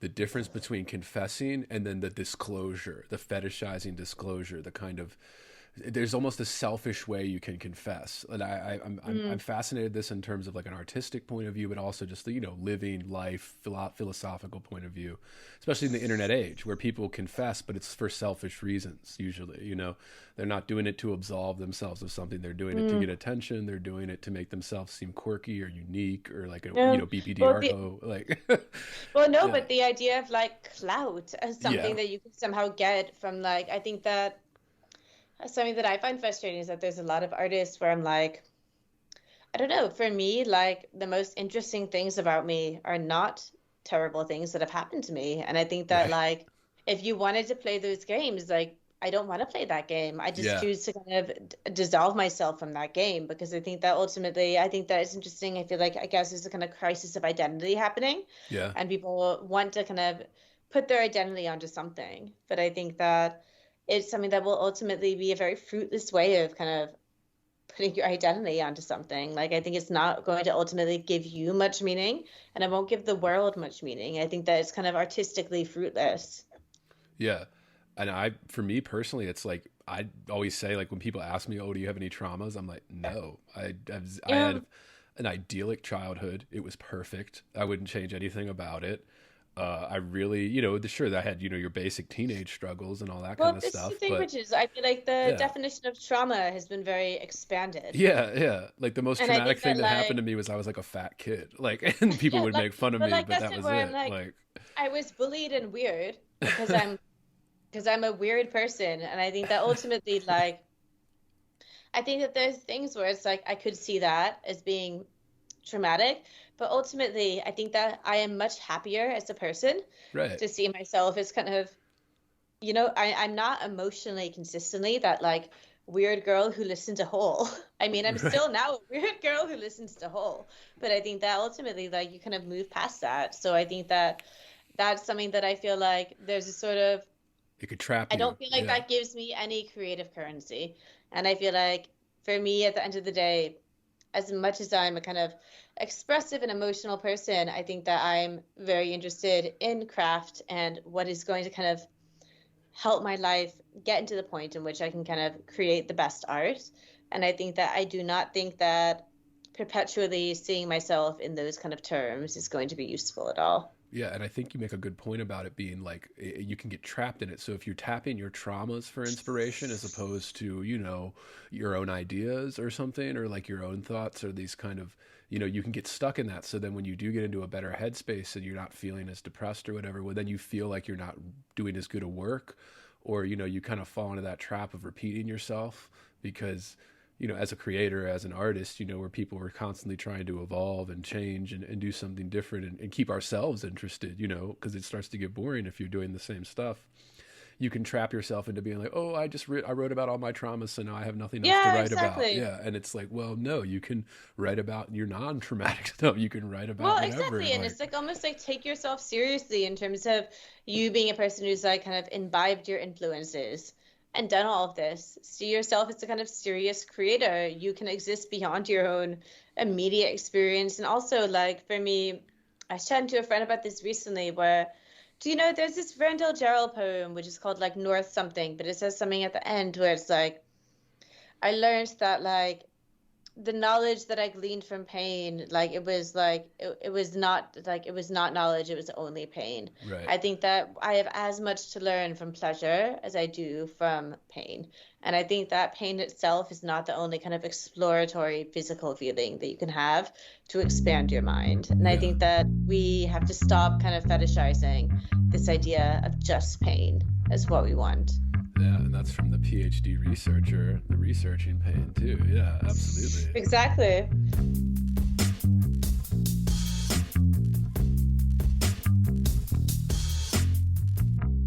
Heavy. Bored. Heavy. I am heavy, heavy, heavy. Bored. I may say that the male is entirely hostile. No! Dinner. Resources. Life, friends, is boring. We must not say so.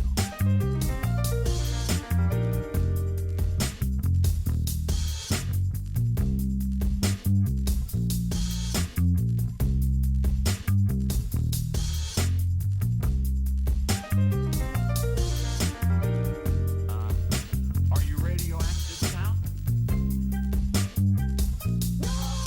Inner. Resources, American resources.